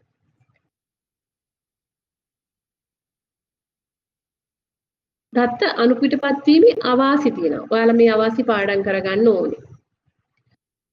එකක් තමයි දත්ත අනුපිටපත් වුණාම අපට විශ්ලේෂණය කරන්න අමාරුයි. අපේ දත්ත සමුදායේ කාර්යක්ෂමතාවය අඩු වෙනවා. ඒ වගේම එකම දේ නැවත නැවත ලියවීම නිසා දෝෂ සහිත තොරතුරු අපිට ලැබෙන්න පුළුවන්. දත්ත ආදානය කියන්නේ අපි අලුතෙන් data එක් කරනවා නම් ඒක අපිට අපහසුයි, difficult to input data. දත්ත මකන්න, ඒ කියන්නේ දත්ත erase කරන්න නැත්නම් delete කරන්න අපිට අමාරුයි. දත්ත යාවත්කාලීන කරන්න, ඒ කියන්නේ update කරන්න, difficult to update data. දත්ත යාවත්කාලීන කිරීම ඉතාමත් අපහසුයි මේ data duplication. නැත්නම් දත්ත අනුපිටපත් වීම කියන කාරණය වුණාම. මේ කියන දේවල් ඔයාලා හොඳින් පාඩම් කරගන්න අවශ්‍යයි. අපි යනවා දත්ත සමුදාය කළමනාකරන පද්ධතිය. ඔන්න විභාගයේදී අහනවා මොකද්ද මේ දත්ත සමුදාය කළමනාකරන පද්ධතියක් කියන්නේ කියලා. අම්මෝ ලියන බොරු. හරියට තේරුම් ගන්න දත්ත සමුදාය කළමනාකරන පද්ධතියක් කියලා කියන්නේ පරිශීලකයාට දත්ත සමුදාය සැලසුම් කිරීමට, නඩත්තු කිරීමට පහසුකම් සැලසෙන ක්‍රමලේඛන එකතුවක් තමයි දත්ත සමුදාය කළමනාකරන පද්ධතියක් කියලා කියන්නේ. අපි පද්ධතියක් සිස්ටම් එකක් කියලා කියන්නේ. යම්කිසි අපේ අරමුණක් ඉටු කරගන්න එකිනෙකට බද්ධ වෙලා තියෙන සංගතක සමූහයක එකතුවකට අපි පද්ධතිය. එහෙනම් මේ database management system කියන එක system කියන වචනය තුලම තියෙනවා. ඒකේ විවිධාකාර කාර්යයන් කරන්න පුළුවන්. ඒ සඳහා එකතු වෙච්ච යම්කිසි කොටස් කිහිපයක් තියෙනවා ඒක. database management system DBMS කෙටියෙන් ඇහුවොත් ඔයාලා ඔබ සමහරවිට ඒකේ දිගුව කියන්න දන්නේ නැහැ. database management system කියලා කියන්නේ database DBMS කියන්නේ database management system. It's a collection of program which enables its users to access database, manipulate data and help in representation of data. අපි බලමු දත්ත සමුදාය කළමනාකරන පද්ධතියක මොනවාද තියෙන වස්තුන් සහ මොනවාද තියෙන මුරුදුකාංග. database management system මුරුදුකාංග මොනවද? මේ තියෙන්නේ පුතේ ඔයාලගේ textbook එකේ තියෙන නැත්නම් ඔයාගේ පෙළ පොතේ තියෙන මුරුදුකාංග 3ක් විතරයි දීලා තියෙන්නේ. ඉතින් අපි දන්නවා Microsoft Access Microsoft සමාගම විසින් තමයි නිර්මාණය කළේ. මේ manufacturing company එක පුතේ මතක තියාගන්න. software එකත් එක්කම. ඊට පස්සේ base the document foundation කියන ආයතනය. Oracle Corporation කියන ආයතනයෙන් තමයි නිර්මාණය කරලා තියෙන්නේ. මම ඊට අමතරව ඔයාලගේ වැඩි දැනුම සඳහා මේ ස්ලයිඩ් එක ඉදිරිපත් කරනවා. මේකේ ඔයාලට දකින්න පුළුවන් පොදු commonly used database management system. ඒ කියන්නේ අපි ගොඩක් ප්‍රසිද්ධියටපත් වෙලා තියෙන දත්ත සමුදාය කළමනාකරන පද්ධති සඳහා භාවිත කරන මෘදුකාංග. MySQL, PostgreSQL, SQL Server, Oracle database මේවා පුතේ ගොඩක් ප්‍රසිද්ධයි. ඔයාලා දන්නවා. හැබැයි මේ අතරින් තියෙනවා කීපයක් free and open source database. මොනවද මේ free and open source කියන්නේ? නිදහස් හා විවෘතකේත දත්ත සමුදාය කළමනාකරන පද්ධති මෘදුකාංග. විවෘතකේත නොමිලේ අපිට ඩවුන්ලෝඩ් කරගන්න පුළුවන්, බාගත කරගන්න පුළුවන් මෘදුකාංග. කීපයක් මතක තියාගන්න විභාගෙදී ඇහුවොත් ඔයාලට පහසු වේවි. MySQL, PostgreSQL, SQLite මතක තියාගන්න පුළුවන් ඒවා. මෙන්න මේ කීපය හොඳින් මතක තියාගන්න. අනිවාර්යෙන් ඔයාලට විභාගෙදී අහන්න පුළුවන් නිදහස් හා විවෘතකේත දත්ත සමුදාය කළමනාකරන මෘදුකාංග පිළිබඳව.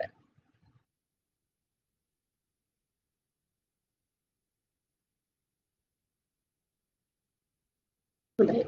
මම කිව්වා දත්ත සමුදාය කළමනාකරන පද්ධතියක වස්තුන්. මෙන්න පුතේ හොඳට තේරුම් ගන්න. Object of a database management system. අපි දැන් access විවෘත කළාම අපිට මෙන්න මේ කියන objects ටික වස්තුන් ටික එනවා. පළවෙනි එක තමයි වගුව. අපි අනිවාර්යෙන් database එක නිර්මාණය කරන්න මූලික තැනුම වෙන්නේ first base table. පළවෙනි පදනම වෙන්නේ table එක. එතකොට table එක නිර්මාණය කළාම අපිට පුළුවන් table එක පදනම් කරගෙන form එකක් නිර්මාණය කරන්න. ඒත් එක්කම විමසුමක් queries වාර්තා කියන ඒවා නිර්මාණය කරන්න. ඔයාලට පේනවා ඇති මේ මගේ දකුණු අත පැත්තේ මේ රතු පාට arrows දාලා තියෙන ඉතල දාලා තියෙන පින්තූරය ඔයාලට හුරු පුරුදු ඇති. මොකද ඔයාලගේ පෙළ පොතේ තියෙනවා, ටෙක්ස්ට් බුක් එකේ තියෙනවා.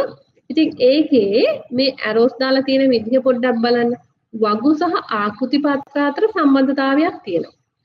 මේ දෙපැත්තටම arrow එකක් තියෙනවා. ඒ කියන්නේ වගුවක් නිර්මාණය කළ ආකෘති පත්‍රයකට දත්ත ලැබෙනවා වගේම ආකෘති පත්‍රය තුල දත්ත තැන්පත් කරාම ඒක වගුගත වෙනවා. මේ දෙක අතර පුදුමාකාර සම්බන්ධතාවයක් තියෙනවා. ඒත් එක්කම හැබැයි අපිට වාර්තාවක් නිර්මාණය කරන්න ඕන නම් අපිට පුළුවන් පාවිච්චි කරන්න. we can use queries and tables. අපිට පුළුවන් මේ දෙකම පාවිච්චි කරන්න පුතේ. වගු සහ විමසුම කියන දෙකම පාවිච්චි කරලා අපිට පුළුවන් වාර්තාවක් නිර්මාණය කරගන්න. හැබැයි විමසුමක් නිර්මාණය කරගන්න පුළුවන් වෙන්නේ using only table. වගුවක් පාවිච්චි කරලා විතරයි අපිට විමසුමක් නිර්මාණය කරගන්න පුළුවන් වෙන්නේ. මේ වස්තුන් ටික හොඳට මතක තියාගන්න මොනවාද? ඒ වස්තුන් මොනවාද කියලා. හොඳයි. අපි ඩේටාබේස් එකක් ගත්තම මංකෝ අපි ඉස්සලාම නිර්මාණය කරන්නේ වගුවක් කියලා. මෙන්න පුතේ ඔයාලට අහන ප්‍රශ්නයක් විභාගෙට. අපිට මෙන්න මේ වගේ පුංචි ටේබල් එකක් තියලා අපෙන් අහනවා මේකේ ශේෂ්ත්‍ර කීයක් තියෙනවද? මේකේ ශේෂ්ත්‍ර කීයක් තියෙනවද? මේකේ රෙකෝර්ඩ් කීයක් තියෙනවද? How many fields and records? අපි ශේෂ්ත්‍ර කියලා කියන්නේ දත්ත ඇතුළත් කිරීම සඳහා වගුවක තියෙන තීරයක් නැත්නම් කොලම් එකක්. තීරයක් ශේෂ්ත්‍රයක් ලෙස හඳුන්වනවා. ඒ කියන්නේ මේ රතු පාටින් දක්වලා තියෙන්නේ ශේෂ්ත්‍ර fields කියන ඒවා. Student ID, first name, last name, course ID මේ කියන headings ටික තමයි fields වෙන්නේ, ශේෂ්ත්‍ර වෙන්නේ. එතකොට වාර්තා කියන ඒවා වෙන්නේ අපේ පේලි විදියට row කියලා අපි කියන්නේ row එකක් කියලා කියන්නේ rows තමයි අපේ records වෙන්නේ. ඒ කියන්නේ ඔයාලා පිළිබඳ. මෙතන නම් ස්ටුඩන්ට්ස්ලා පිළිබඳ ඇතුළත් කරලා තියෙන විස්තර. එක් කෙනා පිළිබඳ තියෙන විස්තර. උදාහරණයක් මම කියන්නම්. මෙතන තියෙනවා James second row student number එකක් දීලා තියෙනවා N0001254 James first name last name pardon course ID A004 මේ තියෙන්නේ රෙකෝඩ් එකක්. එතකොට මේ වගුව තුල රෙකෝඩ්ස් තියෙනවා රෙකෝඩ්ස් 6ක් සහ fields කියන ඒවා ශේෂ්ත්‍ර කියන ඒවා 4ක්. එතකොට first paper එකේ අනිවාර්යෙන් අහන ප්‍රශ්නයක් මේ. ඔයාලට දීලා තියෙන වගුවේ ශේෂ්ත්‍ර කීයක් තියෙනවද? රෙකෝඩ්ස් කීයක් තියෙනවද කියලා. ඔන්න මතක තියාගන්න. ඒත් එක්කම ශේෂ්ත්‍ර හරිය fields and records කියන ඒවා අර්ථ නිරූපණය කරන්න definition එක පොඩ්ඩක් ඔළුවේ තියාගන්න. මතක තියාගන්න.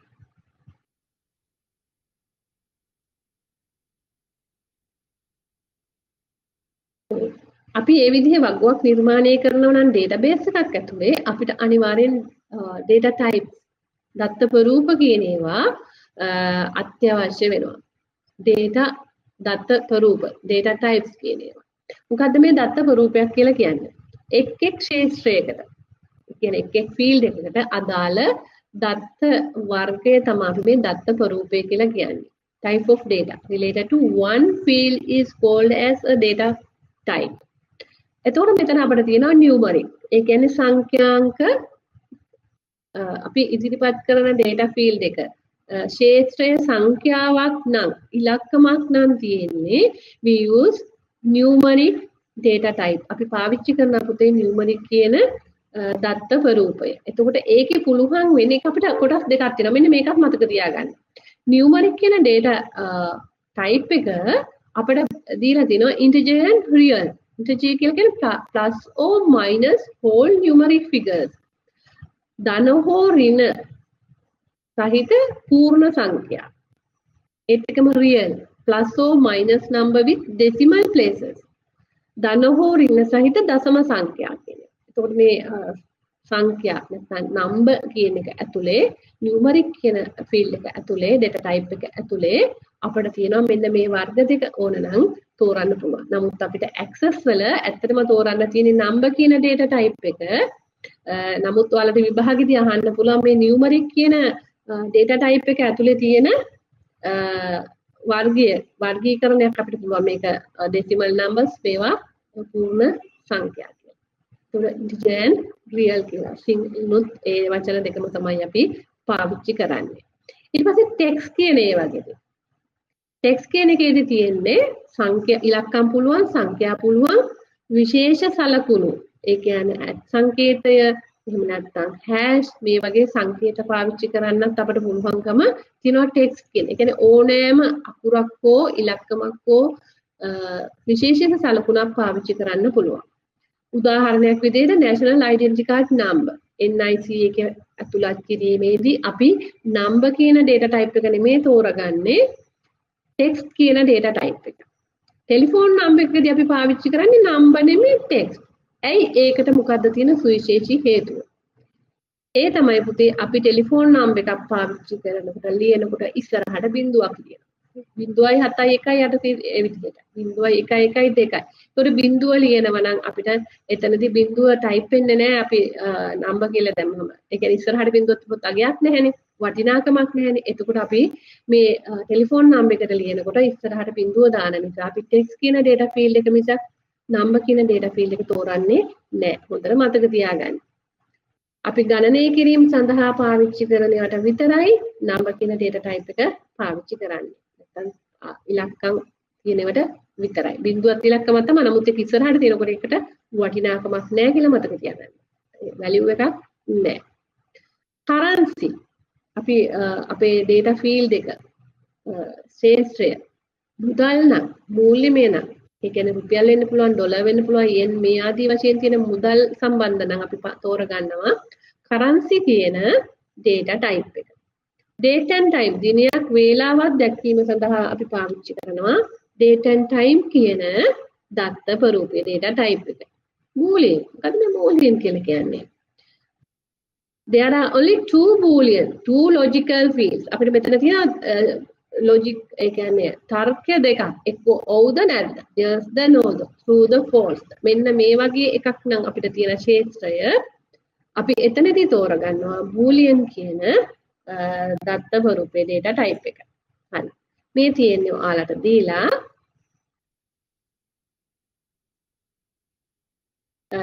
අපි මේ data field දීලා තියෙනවා field name එක දීලා තියෙනවා data type එක example එකක් දීලා තියෙන්නේ. පැහැදිලි ඇති. විශේෂයෙන් මතක තියාගන්න price of book. එතකොට එතන මුදල් වෙන්නේ. එතකොට අපි අනිවාර්යෙන් data type එක currency වෙන්න ඕනේ. number of books ඒක count වෙන එකක්. එහෙනම් අපි count කරන්න නම් number කියන data type එක පාවිච්චි කරන්න අවශ්‍යයි.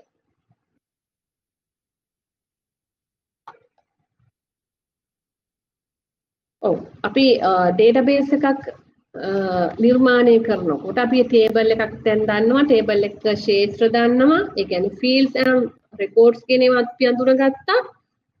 දත්ත ස්වරූප නැත්නම් data types කියන ඒවා අපි ඉගෙන ගත්තා. අපි බලමු මොකද්ද මේ primary key කියන්නේ නැත්නම් මොකද්ද මේ ප්‍රාථමික යතුර කියලා කියන්නේ. වගුවක රෙකෝඩ අනන්‍යව හඳුනාගත හැකි ක්ෂේත්‍රයක් හෝ ක්ෂේත්‍ර එකක් වෙන්න පුළුවන් කීපයක් වෙනවා. ක්ෂේත්‍ර අපි හඳුන්වනවා ප්‍රාථමික යතුරක් කියලා. පුතේ මම කියන්නම් ඔයාලට මෙන්න මේ කියන විශේෂ දේවල් ටික ඔයාලා කටපාඩම් කරගන්න. මේ definitions. What is primary key? ප්‍රාථමික යතුර කියන්නේ මොකක්ද?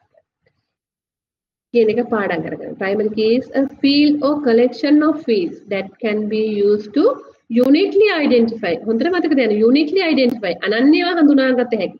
records in a table.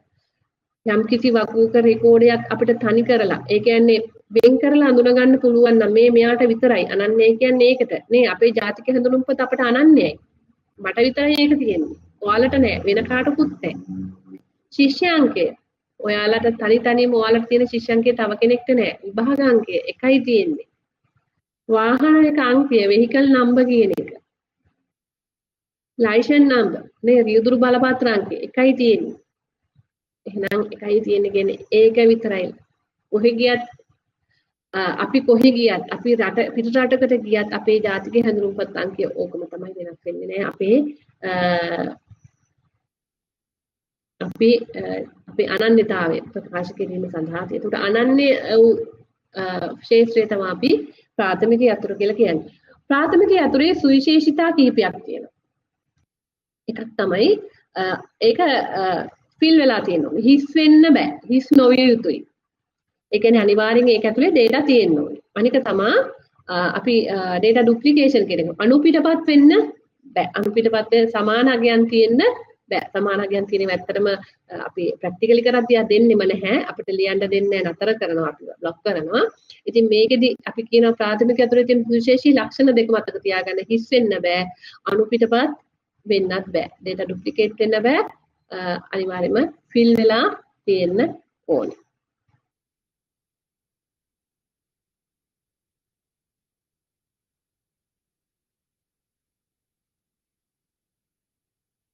මම කියවලෙන් ප්‍රාථමික යතුර මතක තියාගන්න ඕනේ. අනික තමයි ආගන්තුක යතුර. foreign key කියන එක.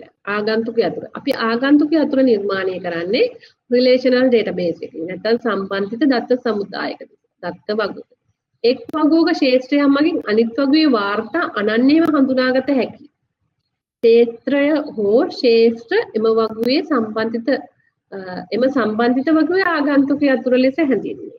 අපි වගු දෙකක් සම්බන්ධ කරනවා. ඒ සම්බන්ධ වෙන වගුවේ තියෙන ඒ යතුර මගින් අනිත් වගුවේ රෙකෝඩ් වාර්තා අනන්‍යව හඳුනා ගන්න පුළුවන් නම් අන්න ඒ යතුර අපි හඳුන්වනවා ආගන්තුක යතුර කියලා.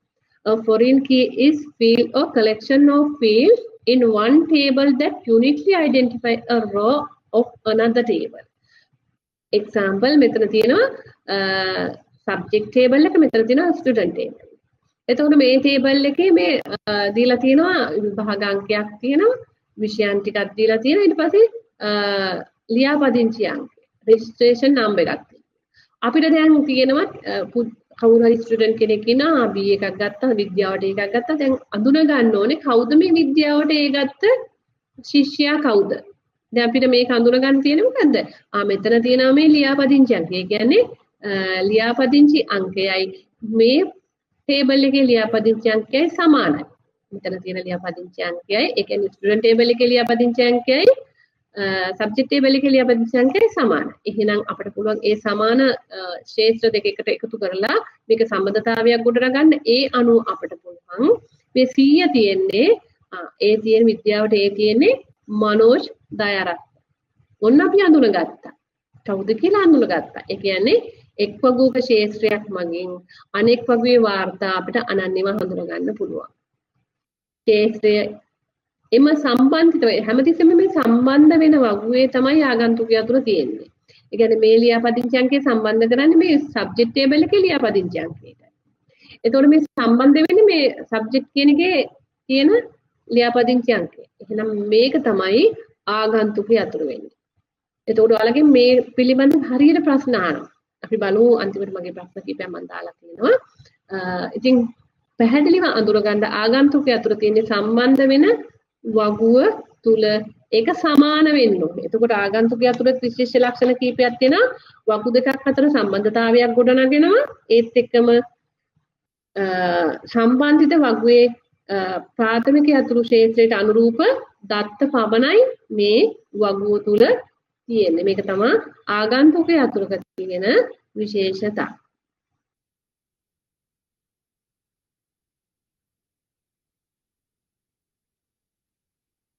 ඊට පස්සේ අපිට තියෙනවා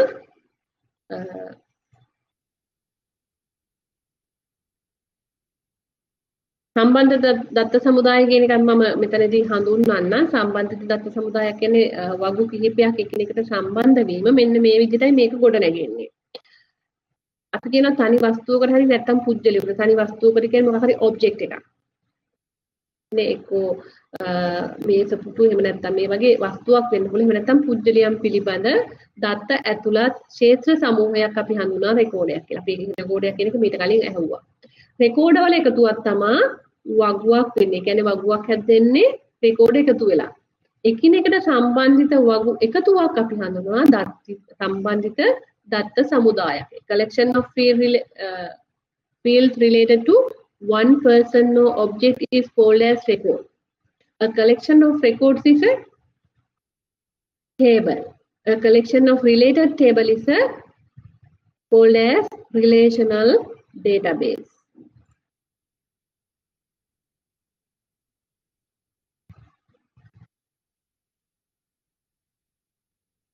Oh.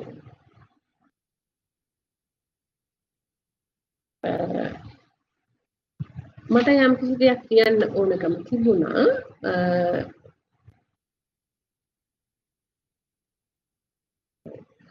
මට දැනුණා මේක මගේ අරුණා කියලා. මම ඒක නිසා පස්සට ගියේ අර ආගන්තුක යතුරු ප්‍රාථමික යතුරු ඒ කියන්නේ ප්‍රයිමරි කී and ෆොරේන් කී වගේම මේ කොම්පොසිට් කී කියන එකත් කොම්පොසිට් ප්‍රයිමරි කී කියන එකත් ඔයාලා හඳුනගෙන තියෙන්න ඕනේ. මේකත් පාඩම් කරගන්න ඕනේ දෙයක්. මෙන්න මේ යතුරු තුනම පාඩම් කරගන්න. ඒ කියන්නේ පාඩම් කරගන්න කියන්නේ ඩෙෆිනිෂන් එක.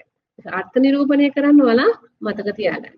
වගුවක රේකෝඩ අනන්‍යව හඳුනාගත හැකි තීරු දෙකක් හෝ වැඩි ගණනක් සංයෝජනය කිරීමෙන් සෑදෙන ප්‍රාථමික යතුර තමයි අපි සංයුක්ත යතුර කියන්නේ. ඒ කියන්නේ අපි ටේබල් එකක් ගත්තාම ඒකේ අපිට එක ෆීල්ඩ් එකක් නැත්තම් ප්‍රාථමික යතුරක් විදිහට හඳුනා ගන්න. එතකොට අපි බලනවා මේ ක්ෂේත්‍ර දෙකක් ෆීල්ඩ්ස් දෙකක් එකට එකතු කරලා නැත්තම් තුනක් එකට එකතු කරලා පුළුවන් ද අපිට මෙයාව තනි කරලා යුනික් එකක් විදිහට එළියට ගන්න. යුනික්ලි අයිඩෙන්ටිෆයි කරගන්න පුළුවන්. The primary key which consists of 2 or more columns of table uniquely identifies a record is called as primary key. එතකොට මෙතන බලන්න 2013 ක්‍රිකට් කිව්ව අපි ක්‍රිකට් කියලා ප්‍රයිමරි කී එකක් මේ ක්‍රීඩාව කියන එකක් හදන්නත් බෑ. මොකද ක්‍රීඩාව එකම දේ නැවත නැවත ලියවෙනවා. වර්ෂයේ නැවත නැවත ලියවෙනවා. එහෙනම් මොකක්ද අපි මේකට කරන්නේ? එහෙනම් අපි තෝරගන්නවා වර්ෂය සහ ක්‍රීඩාව කියන ක්ෂේත්‍ර දෙකම එකට එකතු කරලා මේ කොම්පොසිට් කී එක සංයුක්ත යතුර නිර්මාණය කරන්න. එතකොට අපිට ඔන්න පැහැදිලි කරගන්න පුළුවන් 2013 ක්‍රිකට් 2013 පාපන්දු 2013 අත්පන්දු 2014 ක්‍රිකට් මේ ආදී වශයෙන් අපිට වෙන් කරලා හඳුනා ගන්න. යුනික්ලි අයිඩෙන්ටිෆයි කරගැනීමේ හැකියාව අපිට ලැබෙනවා. ඒක තමයි කොම්පොසයිට් කී කියලා අපි කියන්නේ. මේ කියන යතුරු ටික ඔයාලා පාඩම් කරගන්න කියලා මම ආදරෙන් ඉල්ලා සිටිනවා ඔයාලගේ. හරි. අපි රිලේෂනල් ඩේටාබේස් එකක් ගැන කතා කරද්දී මම දන්නවා මේ ඩේටාබේස් පාඩමේ තියෙන අමාරු කොටස තමයි මෙන්න මේ ටික. මේ සම්බන්ධතා කොහොමද අඳුනගන්නේ? ඒකේ එක සම්බන්ධතා one to one relationship. මම මෙහෙම කියනවා වගෝක පේලියක් තවත් වගෝක එක් භූමිකාවකට පමණක් සම්බන්ධ වූ විට ඒක සම්බන්ධතාවයක් ගොඩනගනවා. මේ ඒක සම්බන්ධතාවය ගොඩනගන්නේ කොහොමද? ආගන්තුක යතුර පාවිච්චි කරලා. මම උදාහරණයක් පෙන්නන්නම්. මම මෙහෙම කියනවා. රටකට තිබෙන්න පුළුවන් එක අගනගරය. මේ අගනගරයට තියෙන එක රටයි. මෙන්න මේ විදිහට අපට පුළුවන්කම තියෙනවා මේ සම්බන්ධතාවයේ තේරුම් ගන්න. ඔන්න අපි රටවල් කීපයක් තියෙනවා. country name ටිකක් තියෙනවා, country code එකක් තියෙනවා. මේ පැත්තේ තියෙනවා capital ID එකක් තියෙනවා, capital name එකක් තියෙනවා. දැන් අපි බලනවා මේ නිව් දිල්ලි නැත්නම් වොෂින්ටන්, ටෝකියෝ, ශ්‍රී ජයවර්ධනපුර. අපිට මේ tables දෙක link කරන්න පුළුවන් මේ country code එක මෙතනට ගෙනාවා. ඒ කියන්නේ මේකයි මෙතන foreign key එකක් නිර්මාණය. එතකොට country code එක මෙතනට country code එක දාලා මේක link කරාම ඔන්න අපි දන්නවා දැන් මේ 91 කියන්නේ නිව් දිල්ලි. 91 කියන්නේ නිව් දිල්ලි කියන්නේ මොන රටද නියෝජනය කරන්නේ? 91 කියන්නේ ඉන්දියාව. country code එකෙන් අපි හඳුනා ගන්නවා එහෙනම් 91 කියන්නේ ඉන්දියාව. ඊට පස්සේ අපි බලමු වොෂින්ටන් එක ඇමරිකාව. මේ විදිහට අපිට ඒ කියන්නේ මේ ඒක සම්බන්ධතාවය අඳුරගන්න පහසුම ක්‍රමය තමයි මේක කොයි පැත්තට දැම්මත් අපිට මේ දෙක අතර ලින්ක් එකක් හදන්න පුළුවන්. ඒ කියන්නේ උදාහරණයක් විදිහට මට මේක මේ කවර් කරලා පෙන්නන්න විදිහක් නැහැ. මේ country code එක මෙතනින් අමතක කරලා මේ පල්ලෙහා තියෙන table එකෙන් country code එක අමතක කරලා මෙතන තියෙන capital ID capital name කියලා එකක් හිතන්න. අපිට පුළුවන් මේ capital ID එක මෙතනට දැම්මට පස්සේ මේ capital ID එක අපි කියමු C1 C100 කියන එක IT වෙන්නේ කොතනද කියලා අපිට අඳුනා ගන්න. ඊට පස්සේ මේ දෙක link කරාම අපිට පුළුවන් ඒක මේ වොෂින්ටන් කියන එක කියලා අඳුනා ගන්න. ඒ කියන්නේ මෙතනට දානවා මේ තියෙන තැනට දානවා capital code එක. capital ID එක. එතකොට මේ capital ID එකයි මේ capital ID එකයි අතර අපි සම්බන්ධතාවයක් ගොඩනගනවා. ඒ කියන්නේ ඒක සම්බන්ධතාවයක්. ඒ මගින් පුළුවන් අපිට මේ දෙපැත්තම මේ records හඳුනා ගැනීමේ හැකියාවක් තියෙනවා. ඊට පස්සේ අපිට තියෙනවා one to many. ඒක බහු සම්බන්ධතාවයක් කියන්නේ මොකක්ද? ඒක බහු. අපි කියන වගුවක එක් රෙකෝඩයක් සම්බන්ධිත වගුවේ රෙකෝඩ කිහිපයක් සමග සම්බන්ධ වන්නේ නම් මෙම වගු දෙක අතර පවතින්නේ ඒක බහු one to many සම්බන්ධතාවයක් කියලා. උදාහරණයක් මම මෙතන දීලා තියෙනවා customer table and order table. එක customer කෙනෙක්ට තියෙන්න පුළුවන් orders කිහිපයක්. ඒක කස්ටමර් කෙනා එක ඕඩර්ස් ගොඩයි. එහෙනම් ඒක බහු. ඒක හරියට එක අම්මට ළමයි ගොඩයි වань. හරි ලේසි මතක තියාගන්න. ඒක බහු. ඊට පස්සේ අපි බලමු බහු many to many කියන්නේ මොකක්ද කියලා. many to many එක් වගුවක රෙකෝඩයක් වෙනත් වගුවක රෙකෝඩ කිහිපයක් සමග සම්බන්ධ වන්නේ නම් සහ එම සම්බන්ධිත වගුවේ රෙකෝඩ අනෙක් වගුවේ රෙකෝඩ කිහිපයක් සමග සම්බන්ධ වන. ඒතකොට එතන ලින්ක්ස් ගොඩක් තියෙනවා. වන්නේ නම් එම වගුව අතර පවතින සම්බන්ධතාවය බහු සම්බන්ධතාවය. නැත්නම් many to many relationship. මම මෙතනින් ඔයාලට පැහැදිලි කරන්නම්. මෙතන තියෙනවා student table, course table සහ මේ දෙකම ලින්ක් කරලා තමයි පල්ලෙහා table එක මම ගොඩනගලා තියෙන්නේ. එක ළමයෙකුට පුළුවන් පාඨමාලා ගොඩක් හදාරන්න. ඒ වගේම එක පාඨමාලාවකට ළමයි බොහෝ දෙනෙක් ඉන්න පුළුවන්. එක් ළමයෙකුට පාඨමාලා බොහොමයක් හදාරන්නත් පුළුවන්. එක පාඨමාලාවක් මේ Python කියලා පාඨමාලාවකට ළමයි ගොඩක් ඉන්නත් පුළුවන්. අපිට ඒ බව පේනවා මෙතන. නේ? Python කියන පාඨමාලාව ළමයි ගොඩක් හදාගන්න. එකම ළමයා පාඨමාලාවල් දෙකක් තුනක් හදාගන්න. මේකට තමයි අපි කියන්නේ ඒක බහු සම්බන්ධතාවය. බහු සම්බන්ධතාවයක් කියලා.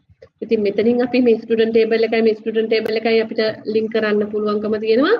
මේ ස්ටුඩන්ට් ටේබල් එකයි මේ ස්ටුඩන්ට් ID මේ ස්ටුඩන්ට් ID එකයි මේ ස්ටුඩන්ට් ID එකයි අතර සම්බන්ධතාවය ගොඩනගපුවම වෙන්නේ ඒක බහු ස්ටුඩන්ට් course table එකයි අතර මේ course කියන එකෙන් සම්බන්ධතාවය ගොඩනගපුවම අපිට ලැබෙනවා student course table එකේ හැදෙනවා බහු සම්බන්ධතාවය.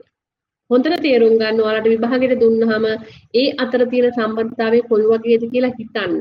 ඒ කියන්නේ දැන් මම මෙතන කියනවා එක ළමයාට පාඨමාලා ගොඩක් කරන්න පුළුවන්. පාඨමාලා ඇතුලේ ළමයි ගොඩක් ඉන්න පුළුවන්. එක් ළමයෙක් පාඨමාලා ගොඩක් කරනවා. එක් පාඨමාලාවකට ළමයි ගොඩක් ඉන්නවා. ඉතින් ඔයාලට දෙන ගැටලුවේ මේ වගේ දේවල් තියෙනවද කියන එක මේක උදාහරණයක් මතක තියාගන්න, ලේසි මතක තියාගන්න. ඒ අනුව ඔයාලට පුළුවන් මේක මොන ආකාරයේ සම්බන්ධතාවයක්ද තියෙන්නේ කියලා හඳුනා ගන්න. හොඳයි.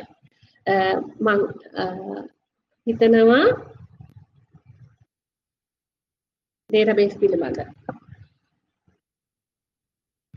මට මේ කාල වේලාවත් එක්ක දෙන්න පුළුවන් උපරිමය මම ඔයාලට දුන්නයි කියලා මේ තියෙන අපිට ඒ වගේ ප්‍රශ්න ගොඩනගෙන ආකාරය මම කිව්වා ප්‍රාථමික යතුරු දෙක අපමණ කිව්වා ප්‍රාථමික යතුරු ආගන්තුක යතුරු අනිවාර්යෙන් අපි දැනගෙන තියෙන්න ඕනේ. අපිට දෙනවා මෙන්න මේ විදිහට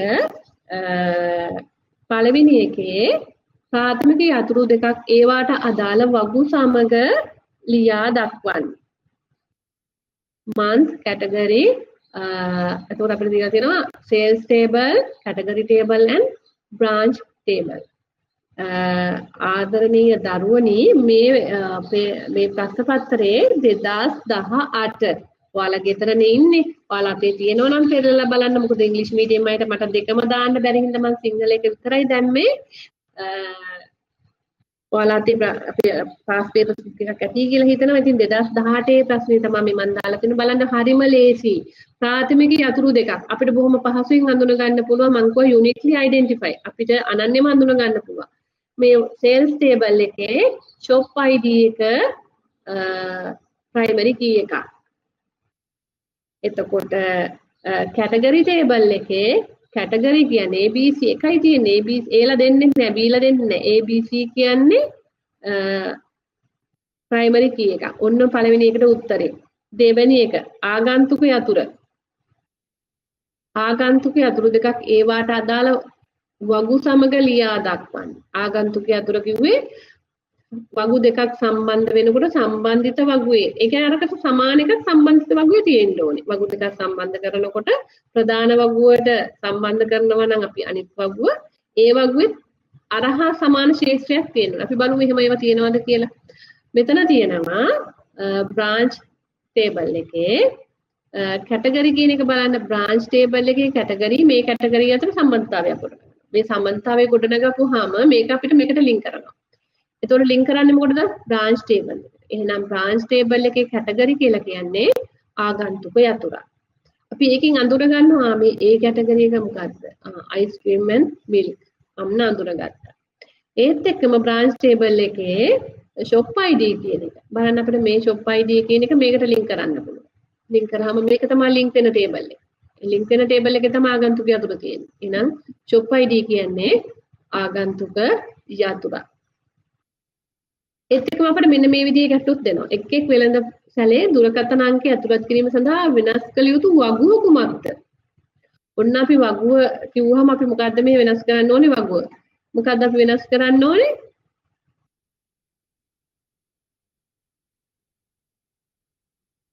අපිට ඕන වෙනවා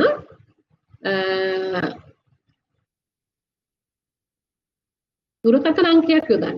එහෙනම් අපි මේ බ්‍රාන්ච් ටේබල් එකට තමයි දුරකථනයක් අවශ්‍ය වෙන්නේ. එහෙනම් මේකට පුළුවන් අපිට දුරකථන අංකයට ඉඩක් වෙන් කරන්න. ඒ කියන්නේ තුන්වෙනි එකට උත්තරය වෙන්නේ බ්‍රාන්ච් ටේබල් කියන එක. ඊට පස්සේ අපෙන් අහනවා කොරි නැත්නම් විමසුමක් කරන්න. ඔන්න මට කිව්වේ නෑ කියලා කියයි කොරි එකක් නිර්මාණය කළා කියන්නේ අපිට පුළුවන් වගු එකක් හෝ කිහිපයක් මුල් කරගෙන ප්‍රශ්නයක් ගොඩනගන්න. ප්‍රශ්නයක් ගොඩනගලා ඒකට පිළිතුරක් ලබා ගන්න. එතකොට අපිට කියනවා මෙතන කියනවා ABC කොලෙජ් මුළු විකුණුම් සොයා ගැනීම සඳහා විමසුමක් ක්‍රියාත්මක කිරීමට බද්ධ කළ යුතු වගු මොනවද? අපිට විකුණුම් පිළිබඳ දැනගන්න නම් අපිට අනිවාර්යෙන් ඕනේ සේල්ස් ටේබල් එකයි. මේ සේල්ස් කියන ගණන් දාලා තියෙන්නේ මේ සේල්ස් කියන ටේබල් එකේ. එහෙනම් අපිට මේ වගුව අවශ්‍යයි. විකුණුම් වගුව අවශ්‍යයි. ඊට පස්සේ අපිට ඕනේ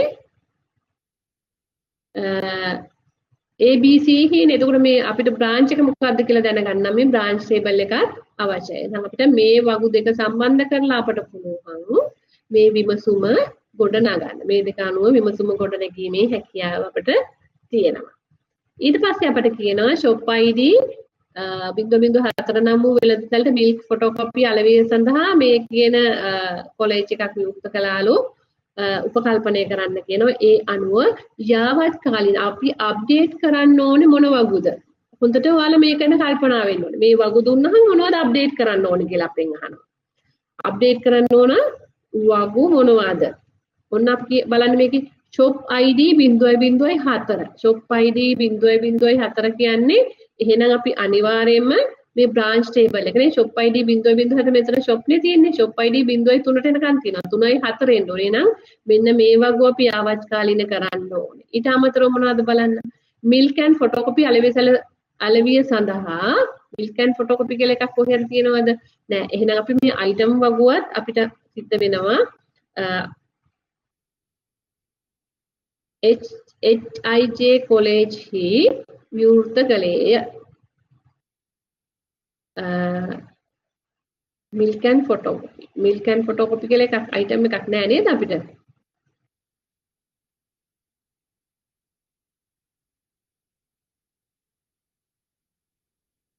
ඔව් අපි කැටගරි ටේබල් එක අපිට අලුත් වැඩියක් මේ අප්ඩේට් කරන්න සිද්ධ වෙනවා. ඒ වගේම බ්‍රාන්ච් කියන ටේබල් එක අපිට අප්ඩේට් කරන්න සිද්ධ වෙනවා. මොකද මේකට එකතු වෙන්න ඕනේ මේ milk and photocopy කියන එකත් මේකට 0.4 ඊට පස්සේ name එක සහ කැටගරි එක ඒ අනුව D කියලා මෙතනට යොදන්න අවශ්‍යයි. ඒ අනුව අපිට මේ යාවත් කාල වුණාම කොහොමද මේ රෙකෝඩර් නිර්මාණය වෙන්නේ කියලා 6 වෙනි ප්‍රශ්නේ අහනවා. බලන්න කොච්චර ලේසිද කියලා.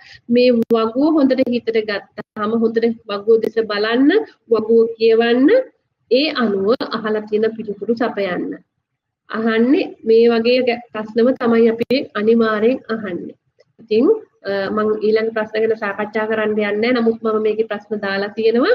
ඔයාලා බලන්න ඔයාලට පුළුවන් ද තනියම මේවට පිළිතුරු සපයන්න කියලා. මේකත් ඒ හා සමානමයි. මේ තියෙන්නේ 2017 මට මතක ඇටියෙ 2017 අවුරුද්දක තමයි මේ තියෙන්නේ. ඊට පස්සේ 2019 අවුරුද්දේක මේ අවසානට මම දාලා තියෙන 2019 අවුරුද්දේ අහපු ප්‍රශ්නේ. මම තව පුංචි දෙයක් කියන්නම්. මතක ඔයාලට past papers book එකක් තියෙනවා නම් 2014 දී පුංචි අමුතු දෙයක් අහලා තිබුණා අපෙන්. ඒ තමයි ප්‍රාථමික යතුරු සඳහා අගයන් දෙක. දැන් මෙතන අපි ප්‍රාථමික යතුරු දෙකක් ලියන්න කියනවනේ. එතකොට මේ අපි ප්‍රාථමික යතුරු ලියන්න කිව්වම අපි ශේෂ්ත්‍රයනේ ලියන්නේ. අදාළ වගුව සමග ලියන්න ඕනේ. මේ වගුවේ මෙන්න මේ ACC නම්බර් කියන එක. අපිට 2014 දී අහලා තිබුණේ ප්‍රාථමික යතුරු සඳහා අගයන් දෙකක් ලියන්න. දැන් මෙතන අපි කිව්වොත් උදාහරණයක් විදියට මේ ප්‍රශ්නේ දුන්නා. ප්‍රාථමික යතුරු සඳහා අගයන් දෙකක් ලියන්න කිව්වොත් අපි ලියන්න ඕනේ වගුව සමග ලියා දක්වන්න කිව්වොත් පාරිභෝගික දත්ත වගුවේ කියලා අපි 1.01 වැලියු එක අහන්නේ. එහෙනම් අපි එහෙම ඇහුවොත් ඒ විදිහට උත්තර දෙන්න බලන්න 2014 අවුරුද්දේ ඔයාලා ඒ ප්‍රශ්න පත්‍රය පිළිබඳ පොඩ්ඩක් අවධානය යොමු කරලා බලන්න කොහොමද උත්තරේ අපි අපිට ලියන්න වෙන්නේ කියලා. හරි මම හිතනවා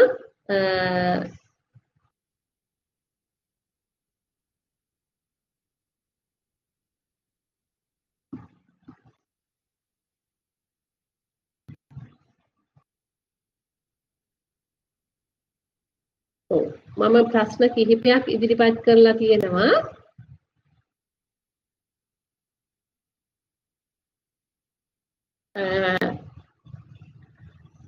මේවට උත්තර සපයන්න අපි පොඩ්ඩක් සාකච්ඡා කරලා බලමු.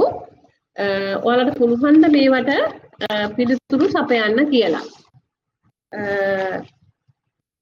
Miss Piumi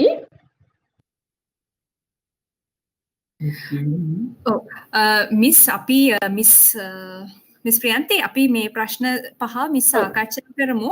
ඊට පස්සේ අපේ යාළුවන්ට තියෙනවා වෙනම ප්‍රශ්නයක් ඒගොල්ලන්ට නැවත වාරයක් තියාගෙන ඉනවා ගන්න. අපි ඉක්මනට මේ ප්‍රශ්න පහ සාකච්ඡා කරලා එතනට යමු මිස්.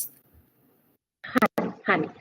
දැන් මම කතා කරද්දී කිව්වා සම්බන්ධිත දත්ත සමුදායක් කියන්නේ මොකක්ද? මේ කියන්නේ නිවැරදි පිළිතුරු අහනවා සම්බන්ධිත අපි කිව්වා සම්බන්ධිත දත්ත සමුදායක් නිර්මාණය වෙන්නේ වගු කිහිපයක් සම්බන්ධ වෙලා. වගු අතර තමයි අපි සම්බන්ධතාවය ගොඩනගන්නේ. එහෙනම් අපිට මේකේ අපි එකින් දැන් මෙහෙමයි මම තව ඔයාලට පුංචි ඉඟියක් දෙනවා. ඒ කියන්නේ අපි බහුවර්ණ ප්‍රශ්න පත්‍රයේ අපේ පළවෙනි ප්‍රශ්න පත්‍රයේ උත්තර ලියනකොට අපිට උත්තර 4ක් දෙනවා. මේ උත්තර 4 බොහෝ දුරට සමානයි. ඒ කියන්නේ අපිට හොයාගන්න බෑ මේකද නිවැරදි උත්තරය කියලා. හොඳට කියවන්න. හැම උත්තරේම කියවන්න. උත්තර 4ම කියවන්න. කියවලා එකින් එක වැරදි කියලා හිතන ටික අයින් කරන්න. එතකොට ඔයාලට නිවැරදි පිළිතුරු ඉතුරු වෙනවා. බලන්න මේකේ මම එකින් එක කියවන්න යන්නේ. අපි කිව්වා සම්බන්ධිත දත්ත සමුදායක් කියලා කියන්නේ වගු අතර සම්බන්ධතාවය. එහෙනම් මේකේ පිළිතුර වෙන්නේ තුන්වෙනි පිළිතුර සම්බන්ධතාවය යනු සම්බන්ධිත දත්ත සමුදායක් යනු වගු දෙකක් අතර සංඝටනයක්. වගු දෙකක් හෝ කිහිපයක් අතර තියෙන සංඝටනයේ පිළිතුර තුන්වෙනි පිළිතුර. දෙවෙනි එක දත්ත කළමනාකරන පද්ධතිය සඳහා පමණක් උදාහරණය වන්නේ පහත සඳහන් කවරක්ද? එතකොට මෙතන තියෙනවා MS Access, MySQL, OpenOffice org base. දැන් මෙතනදී බලන්න මේ ඔයාලා දැන් දන්නවා Excel කියන්නේ මේ දත්ත සමුදායයක් නෙමෙයි කියලා. අපි කිව්වා අපි OpenOffice org base කියන එක දන්නේ නැහැ. නමුත් ඒක හරිද කියන්න දන්නේ. නමුත් අපිට මේ පිළිතුරු හොයාගන්න පහසුයි. අර Excel කියන ඒවා තුනක ලියවිලා තියෙනවා. එහෙනම් අපි ඒ පිළිතුරු තුනම අපි අතහැරපුවාම අපිට එනවා නිවැරදි පිළිතුර. මේකට පළවෙනි පිළිතුර. පළවෙනි එක තමයි නිවැරදි පිළිතුර වෙන්නේ.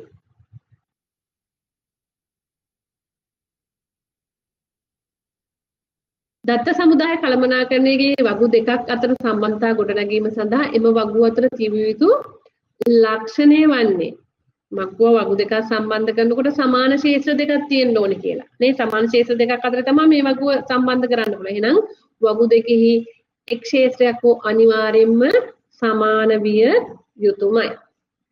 මේක පිළිතුර වෙන්නේ තුන්වෙනි එකට දෙවෙනි පිළිතුර. මං ඉක්මනට යනවා කාලය වෙලා ඉවර වෙමින් යන හින්දා හතරවෙනි ප්‍රශ්නය දත්ත සමුදාය සැකසීමේදී නම ඇතුළත් කරන දත්ත ක්ෂේත්‍රයට අදාළ දත්ත ප්‍රරූපය සඳහා ප්‍රරූපය සඳහා ලෙස ෂෝට් ටෙක්ස්ට් වෙනුවට ලොන් ටෙක්ස්ට් භාවිත කිරීමේ අවාසියක් වන්නේ අපිට තියෙනවා short text and long text කියලා තෝරන්න. ඒතර ඇයි අපි මේ ෂෝට් ටෙක්ස්ට් වෙනුවට ලොන් ටෙක්ස්ට් කරුවොත් මොකද වෙන්නේ? මොකද්ද තියෙන අවාසිය? ඇත්තටම එහෙම වෙන් කරලා තියෙන්නේ පරිගණකයේ අපිට ඒ සඳහා වෙනම වෙනක් ඉඩක් වෙන් වෙනවා. ඉතින් අපි නමක් වගේ අපිට පුංචි අකුරු ප්‍රමාණයක් ඒ කියන්නේ අකුරු 255ට අඩු අකුරු ප්‍රමාණයක් තමයි නමක් යොදන්න අවශ්‍ය වෙන්නේ. එහෙනම් ලොන් ටෙක්ස්ට් එකක් යොදපුවාම ඊට වැඩි අකුරු 65500 ගණක් වගේ පුළුවන් ලොන් ටෙක්ස්ට් එකක යොදන්න. එහෙනම් වැඩි ඉඩක් ඒකට යනවා. අනවශ්‍ය ඉඩක් වෙන් කරන්න වෙනවා. එහෙනම් අපේ පිළිතුරු වෙන්නේ 4 වෙනි එක පරිගණක මතකයේ අනවශ්‍ය ලෙස වෙන් කර තබා ගැනීම තමයි මේකේ තියෙන අවාසිය. ඒ කියන්නේ ෂෝට් ටෙක්ස්ට් වෙනුවට ලොන් ටෙක්ස්ට් එකක් පාවිච්චි කරොත් වැඩි ඉඩක් ගත වෙනවා.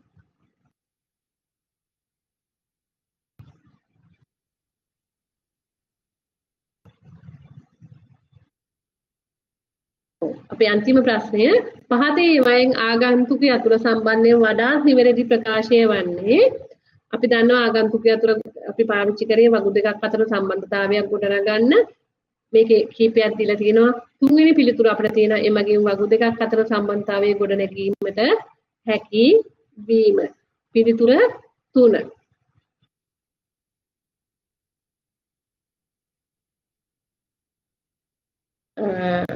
අපේ ප්‍රශ්න ටික ඉවරයි මං හිතන්නේ මට පුළුවන් අපේ මිස් පියුමිට අවස්ථාව දෙන්න.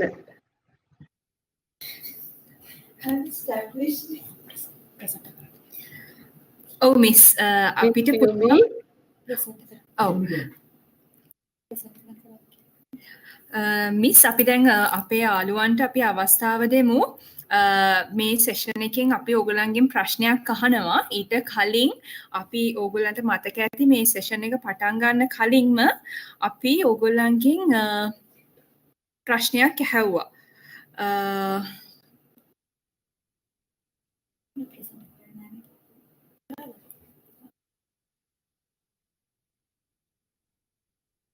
ඕගොල්ලන්ට පේනවා ඇති අපි වෙන්න මේ ප්‍රශ්නේ ඕගොල්ලන්ගෙන් ඇහුවා. හරි දැන් අපි මේ ප්‍රශ්නෙට හරි පිළිතුර දුන්න අයව පෙන්වන්නයි යන්නේ. අපි ජයග්‍රාහකයෝ 3 දෙනෙක් තෝරගෙන තියෙනවා. ඕගොල්ලන්ට බලන්න පුළුවන් ඒ ජයග්‍රාහකයෝ අතරේ ඕගොල්ලොත් ඉන්නවද කියලා.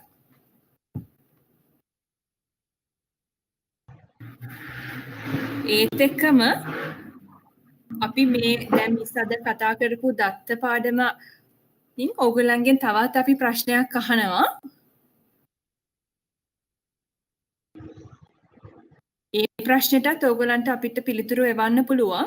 ඊට පස්සේ ඕගොල්ලන්ට අපි ආය අවස්ථාව දෙනවා. අපි දැන් කතා කරපු පාඩම හරහා ඕගොල්ලන්ට තියෙන ප්‍රශ්න ගැටලු මිස් එක්ක निराකරණය කරගන්න අපි ඊළඟ ලෙසන් එකට යන්න කලින්. හරි. දැන් මම පෙන්නන්න අද අපි මේ සෙෂන් එක පටන් ගද්දිම ඉස්සෙල්ලාම අහපු ප්‍රශ්නෙට නිවැරදි පිළිතුර 12 කියලා ජයග්‍රහණය කරේ කවුද කියලා. මම ආයෙ පෙන්නන අපි අහපු ප්‍රශ්නේ ලොව පළමු පොදුකාර ඉලෙක්ට්‍රොනික අංකිත පරිගණකය වනුයේ කුමක්ද කියන එක තමයි අපේ ප්‍රශ්නේ උනේ. නිවැරදි පිළිතුර electronic numerical integrator and calculator. ඒක තමයි අපේ නිවැරදි පිළිතුර. ගොඩක් අය අපිට නිවැරදි පිළිතුර එවලා තිබ්බා. නිවැරදි පිළිතුර දන්නේ නැති කට්ටියටත් මේ අවස්ථාව තියෙනවා. මේක තමයි අපේ උත්තරේ. මම දැන් පෙන්නන අපේ ජයග්‍රාහකයෝ කවුද කියලා. හරි. මේ තමයි අපේ ජයග්‍රාහකයෝ 3 දෙනා. Minu Ananda Balika, Gayavi Sapugaskanda Visakha, Dinidu Royal International School. ඔය 3 දෙනා තමයි මේ ප්‍රශ්නයෙන් ජයග්‍රහණය කරේ. හැබැයි දුක් වෙන්න එපා අනිත් අය. අපි දැන් මිස් මේ දැන් කරපු සෙෂන් එකේනොත් අපි ඔයගලන්ගෙන් ප්‍රශ්නයක් අහනවා. ඒකටත් උත්තර දීලා ජයග්‍රාහකයෝ අපි 5 දෙනෙක් තෝරනවා. හරි. මම දැන් ඒක පෙන්නන්න ඔයගලන්ගේ ප්‍රශ්නය.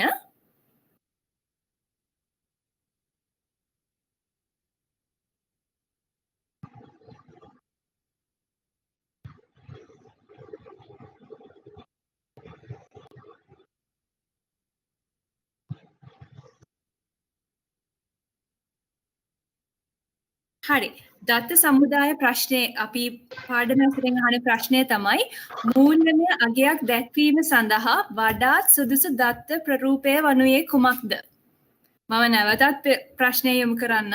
මූල්‍යමය අගයක් දැක්වීම සඳහා වඩාත් සුදුසු දත්ත ප්‍රරූපය වනුයේ කුමක්ද?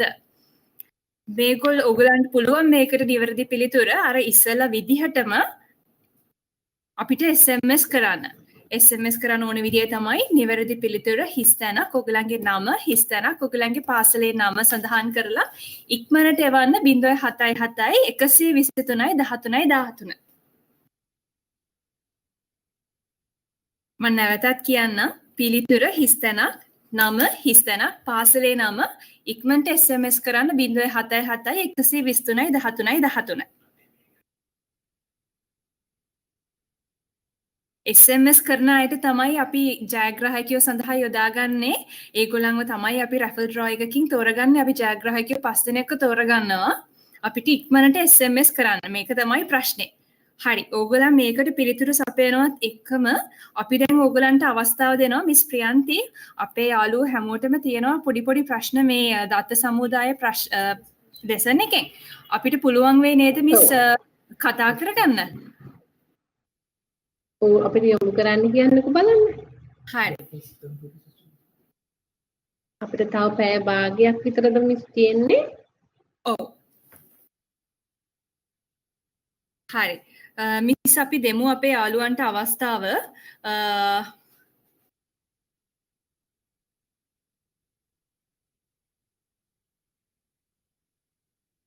හරි. දැන් අපේ යාළුවෝ හැමෝටම අවස්ථාව තියෙනවා ඕගොල්ලන්ගේ මයික්‍රොෆෝන් එක පාවිච්චි කරලා දත්ත සමුදාය මේ අපි කතා කරපු පාඩම හරහා ඕගොල්ලන්ට ඇති වුණ ප්‍රශ්න තියෙනවා නම් අපේ ටීචර්ත් එක්ක කතා කරලා ඒවා විසඳ ගන්න අපි විනාඩි 5ක කාලයක් ලබා දෙනවා. මොකද අපි ඉක්මනට අනිත් පාඩමට යන්නත් ඕනේ. ඒ අතරතුර මේ ප්‍රශ්නටත් ඕගොල්ලෝ අපිට ඉක්මනට SMS කරන්න අපිට පුළුවන් ජයග්‍රාහකයෝ 5 දෙනෙක් හොයාගන්න.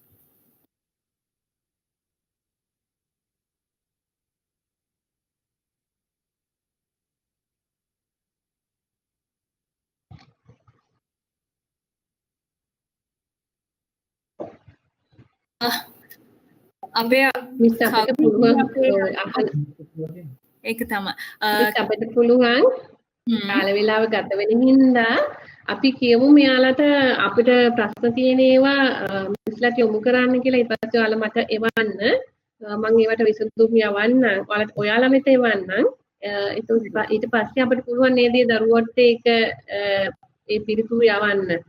හරි මිස්. හරි. මම නැවතත් තේරුණාද? අපි ඊළඟ යාළගෙන් ගැටළු ටික. හරි මිස්. හරි. එහෙනම් අපි මේ ප්‍රශ්න නැවතත් පෙන්නලා අපි යාළට පිළිතුරු යවමු. හරි. හරි මේක තමා ප්‍රශ්නය මූල්‍යමය අගයක් දැක්වීම සඳහා වඩා සුදුසු දත්ත ප්‍රරූපය වනුයේ කුමක්ද? What is the most suitable data representation for a financial value? ඕක තමා ප්‍රශ්නේ. ඔක ඉක්මනට අපිට උත්තරේ වන්න මෙන්න මේ විදිහට පිළිතුර හිස්තැනක් නම හිස්තැනක් පාසලේ නම. දැන් අපි එහෙනම් lesson 2 එකට යනවා. මම මිස්ටර් බාර කරනවා.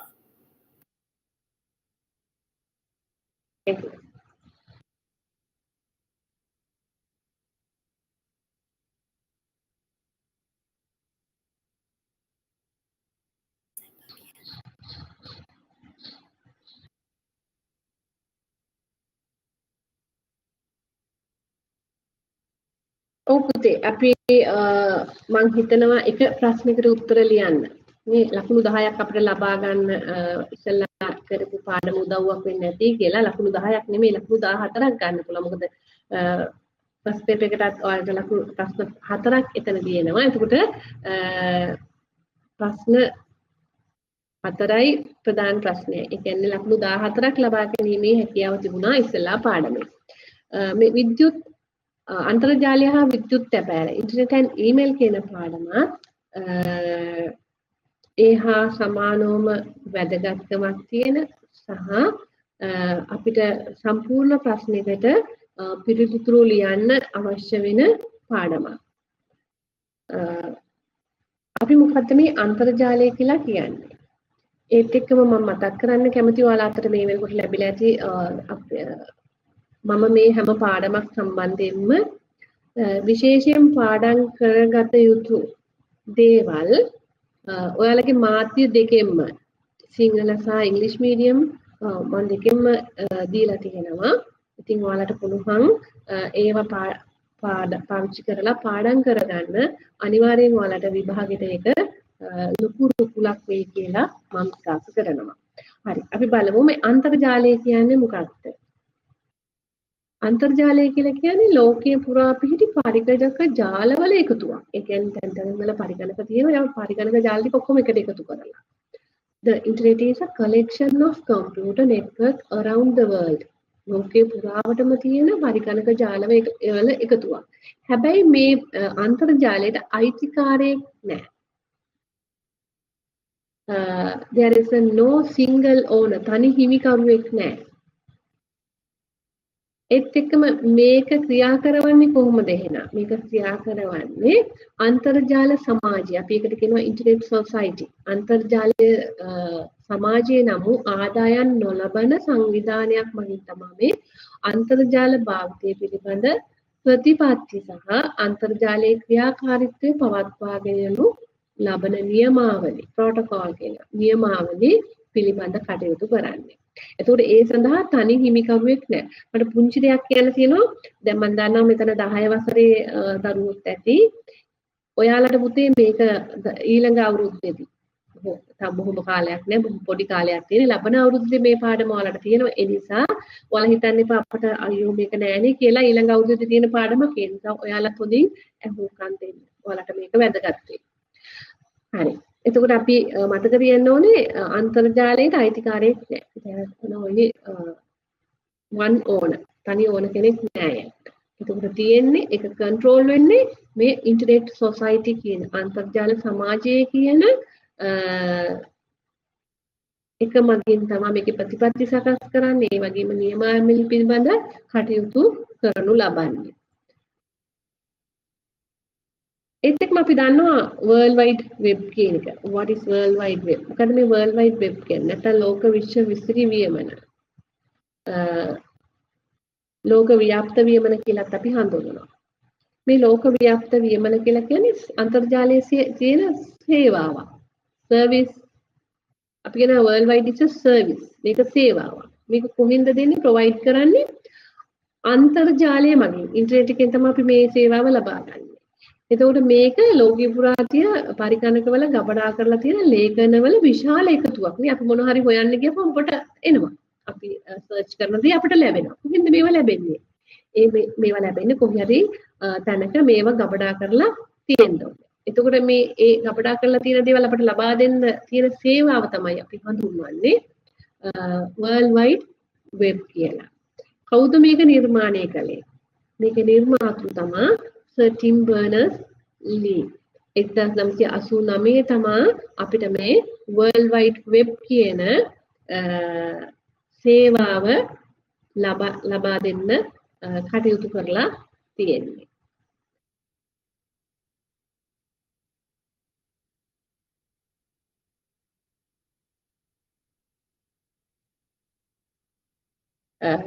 එතකොට අපි දන්නවා අපි ඉන්ටර්නෙට් එකට ගිහිල්ලා අපි අර උඩම තියෙන බාර් එකේ අපි ඇඩ්‍රස් එක අපි මොකක් හරි එකක් ටයිප් කරනවා. අපිට මොකක් හරි හොයාගන්න ඕන දේ අපි ටයිප් කරනවා. අපි මේකට කියනවා මේ ක්‍රමයට අපි කියනවා URL කියලා. ඒකාකාර සම්පත් නිශ්චායකය කියලා අපි සිංහලෙන් කියනවා.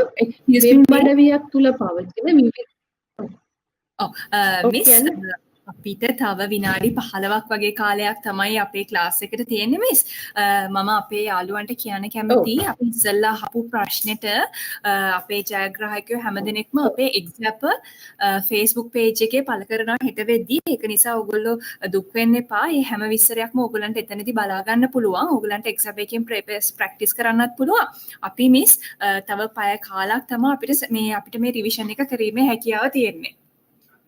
හරි අපේ යාළුවෝ අපිට කරන්න හම්බුණා. අපේ පිළිතුරු ඕගොල්ලන්ගේ පිළිතුරු අපි හම්බුණා. අපි ජයග්‍රාහකයෝ හැමදෙනාම හැම ප්‍රශ්නෙටම දුන් ජයග්‍රාහකයෝ හැමදෙනාම අපි Facebook page එකේ දානවා. ඕගොල්ලන්ට පුළුවන් එක්සැප් Facebook page එකට ඇවිල්ලා ජයග්‍රාහකයන්ව බලන්න. හරි මිස්. සරි.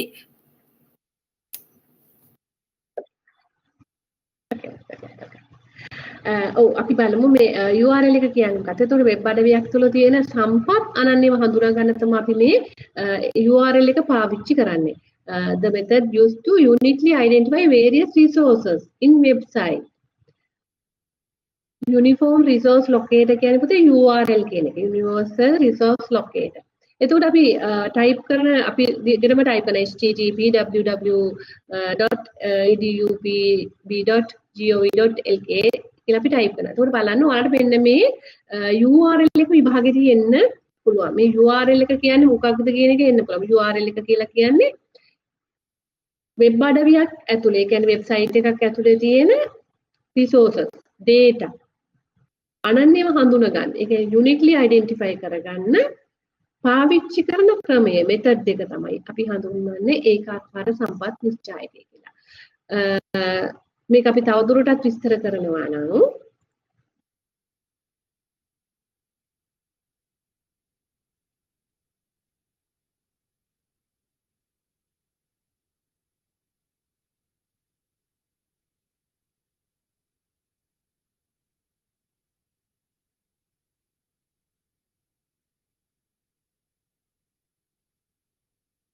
ඔව්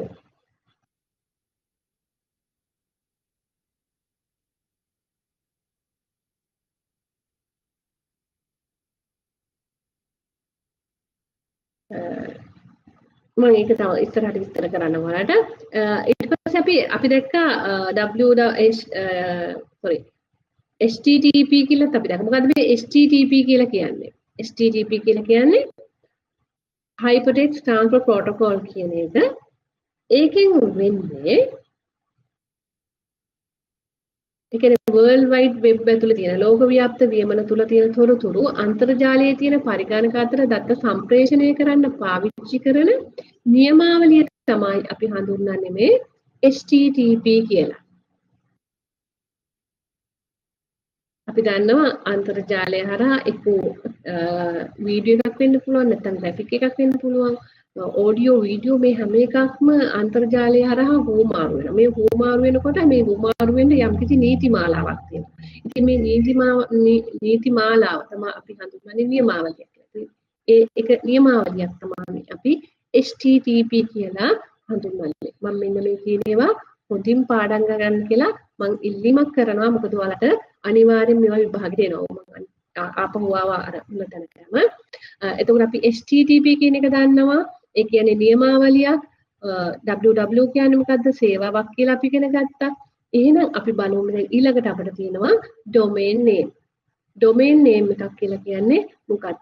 වසම් නාමය යනු වෙබ් අඩවියට පිවිසීම සඳහා වෙබ් browser එකේ අපි URL එකේ type කරන ලිපිනේ. එතකොට සෑම වෙබ් අඩවියක්ම අනන්‍යව හඳුනගන්නේ. වෙබ් අඩවියක අනන්‍යතාවයේ තියෙන්නේ මේ වසම් නාමය තුල. අපි දන්නවා අනන්‍යතාවය කියන්නේ මොකක්ද කියලා. මාව හඳුනගන්න තියෙන අනන්‍යතාවය මොකක්ද? identity card number එක. ඒ වගේ අපි example එකක් ගත්තාම edupub.lk. ඒ කියන්නේ අධ්‍යාපන ප්‍රකාශන දෙපාර්තමේන්තුවට විතරයි මේ නාමය තියෙන්නේ. එක්සපර් කිව්වා මේකට විතරයි තියෙන්නේ. ඒක අනන්‍යව අඳුර ගන්න අපිට හැකියාව තියෙනවා. ඒ කියන්නේ මේ domain name එක නැත්නම් වසම් නාමය මගේ.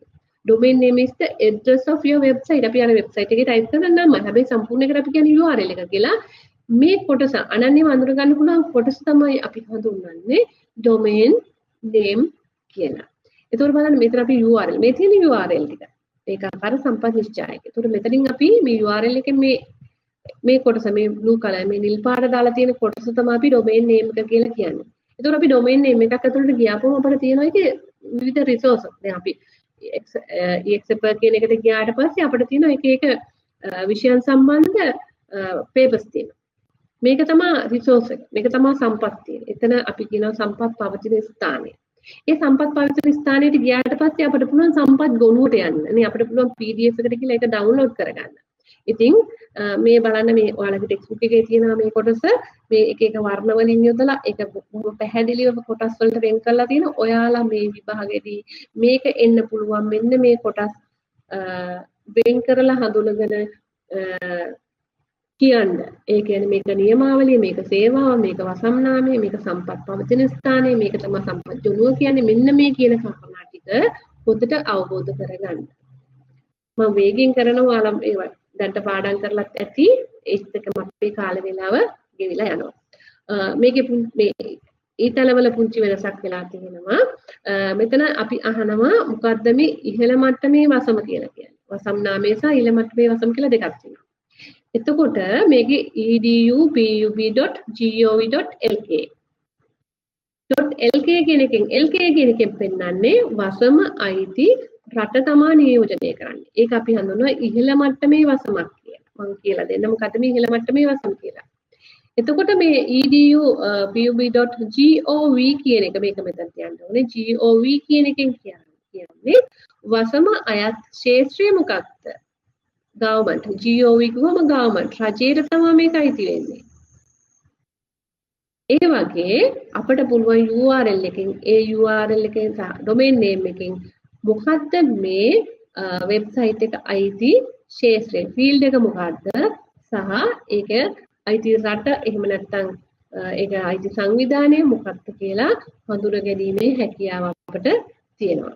එතකොට domain name එකට අපේ දකුණු පැත්තෙන් අපිට දකින්න තියෙන්නේ top level domain එහෙම නැත්නම් ඉහළ මට්ටමේ වසම කියන එක. එතකොට ඉහළ මට්ටමේ වසමෙන් අපිට හඳුනා ගන්න පුළුවන් ඒක අයිති වෙලා තියෙන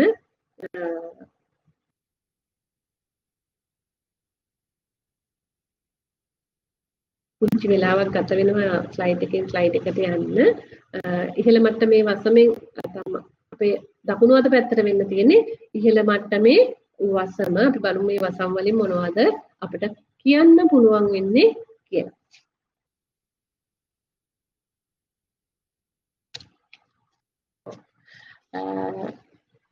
මේ domain name එකේ අපි කිව්වම අපිට meaning එකක් තියෙනවා. අර්ථයක් තියෙනවා.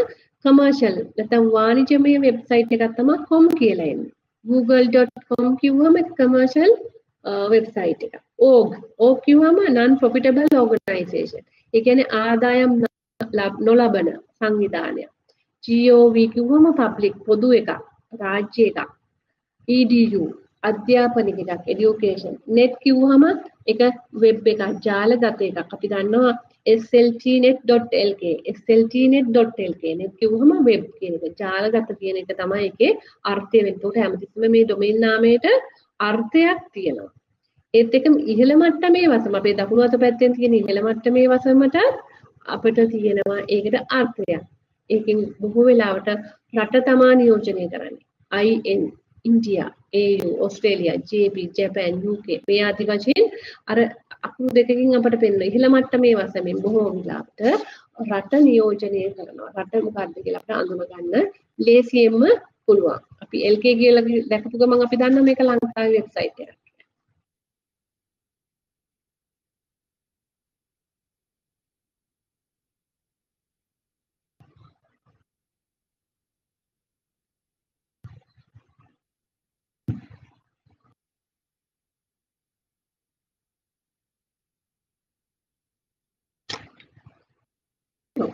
අපි IP ලිපිනයක් කියන්නේ මොකද්ද? අපි IP ලිපිනයක් කියලා කියන්නේ අන්තර්ජාලයට සම්බන්ධ වෙන හැම පරිගණකයක්. අනන්‍යව අඳුන ගන්න පුළුවන්.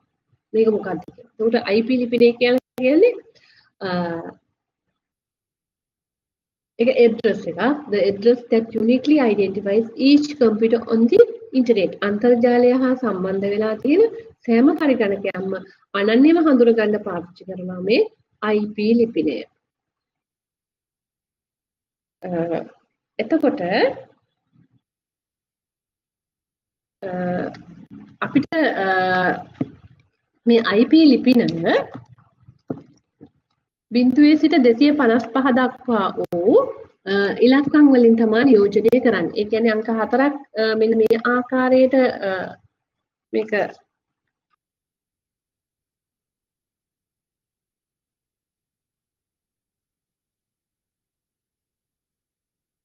ඔයාලට මං කියන එක ඇහෙනවද කියන එක පොඩ්ඩක් මට දැනගන්න ඕනේ විනාඩියකට. මිස් අපිට පිස්ස පැහැදිලි මිස්. තව විනාඩි 3ක් වගේ කාලයක් තමයි ඉන්නේ. විනාඩි 3කින් අපිට පුළුවන් වෙන්නේ මිස් මේ ලෙසන් එක අපිට කවර් කරන්න. අපේ යාළුවන්ට තව පණිවිඩ වගේක් දෙන්නත් තියෙනවා. ඔව් අපි ඉක්මනට ඉවර කරමු. ඔව් ඔයාලා බලන්න මෙතන IP address එක කොහොමද තියෙන්නේ කියලා. ඒකට IP address එක හැමතිස්සෙම සකස් වෙලා තියෙන්නේ ඉලක්කම් 4කින්. ඒකට ඒකේ ඒ හැම ඉලක්කමක්ම තියෙන්න ඕනේ 0 සිට 255 දක්වා වූ අගයක් විතරයි. ඔයාලගේ ප්‍රශ්න අහලා ඇති. මේ ප්‍රශ්න වලට උත්තර ලියනකොට මේවා මතක් කරගන්න මම මේ මොකද්ද කිව්වේ කියලා. මම ටක්කාලා මේක කරගෙන යන්නම්. අපිට කාල වේලාව ඉවර වෙමින් යන හින්දා පොඩක් ස්ලයිඩ් එකේ ඉන්න කරක් වෙන හින්දා අපිට පොඩි එක්ස්ට්‍රාක් තියෙනවා. ඊට පස්සේ අපි ISP කියලා කියන්නේ මොකක්ද? Internet Service Provider. ඒ කියන්නේ අන්තර්ජාලයට සේවා සපයන ආයතන තියෙනවා. මේ අන්තර්ජාලයට සේවා සපයන ආයතන මොනවද? ඇත්තටම අපි මොබිටෙල් කිව්වහම, ඩයලොග් කිව්වහම අපි දන්නවා මේවා අන්තර්ජාලයට සේවා සපයන ආයතන කියලා.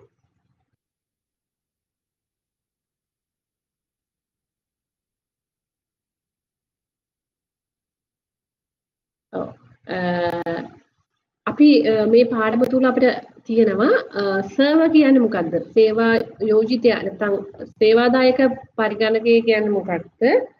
ඒත් එක්කම මෙමගින් සේවාලාභියට ලබා දෙන සම්පත් මොනවද?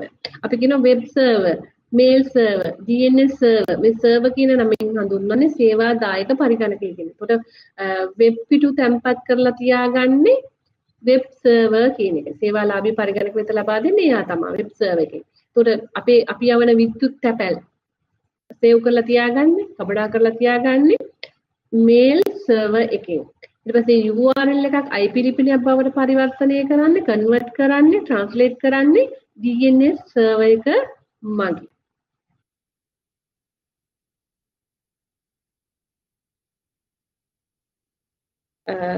මේ තියෙන්නේ client server සම්බන්ධතාවයේ පෙන්වන එකක්. ඊට පස්සේ අපිට තියෙනවා අන්තර්ජාලයේ තියෙන අන්තර්ජාලයේ සේවාවන් මොනවද සහ අන්තර්ජාලයේ මෙහෙයුම සිද්ධ වෙන්නේ කොයි ආකාරයකටද කියන එක මෙන්න මේ ප්‍රශ්නේ අපිට 2017 අවුරුද්දේදී ඇහුවා. එතකොට අපිට පැහැදිලිව මේකේ තියෙනවා පළවෙනියෙන් අපි වෙබ් බ්‍රවුසර් එකට අපි URL එක ඇතුළත් කරනවා. ඊට පස්සේ URL එක DNS සර්වර් එකක් බවට පරිවර්තනය කරනවා. DNS සර්වර් එක මගේ URL එකේ තියෙන IP ලිපිනයට පරිවර්තනය කරනවා. IP ලිපිනය ඒ වෙබ් සර්වරයට ඉල්ලීම යොමු කරලා HTML ප්‍රවාහයක් විදිහට පෙන්නලා අන්තිමේදී අපිට HTML එක වෙබ් පිටුවේ දැర్శණය කරන්නේ අපිට වෙබ්සයිට් එකක් විදිහට තමයි අපි ලස්සන රූප සටහන් සහිතව අපි වෙබ්සයිට් එක දකිනවා HTML වලින් ලියපු දේ.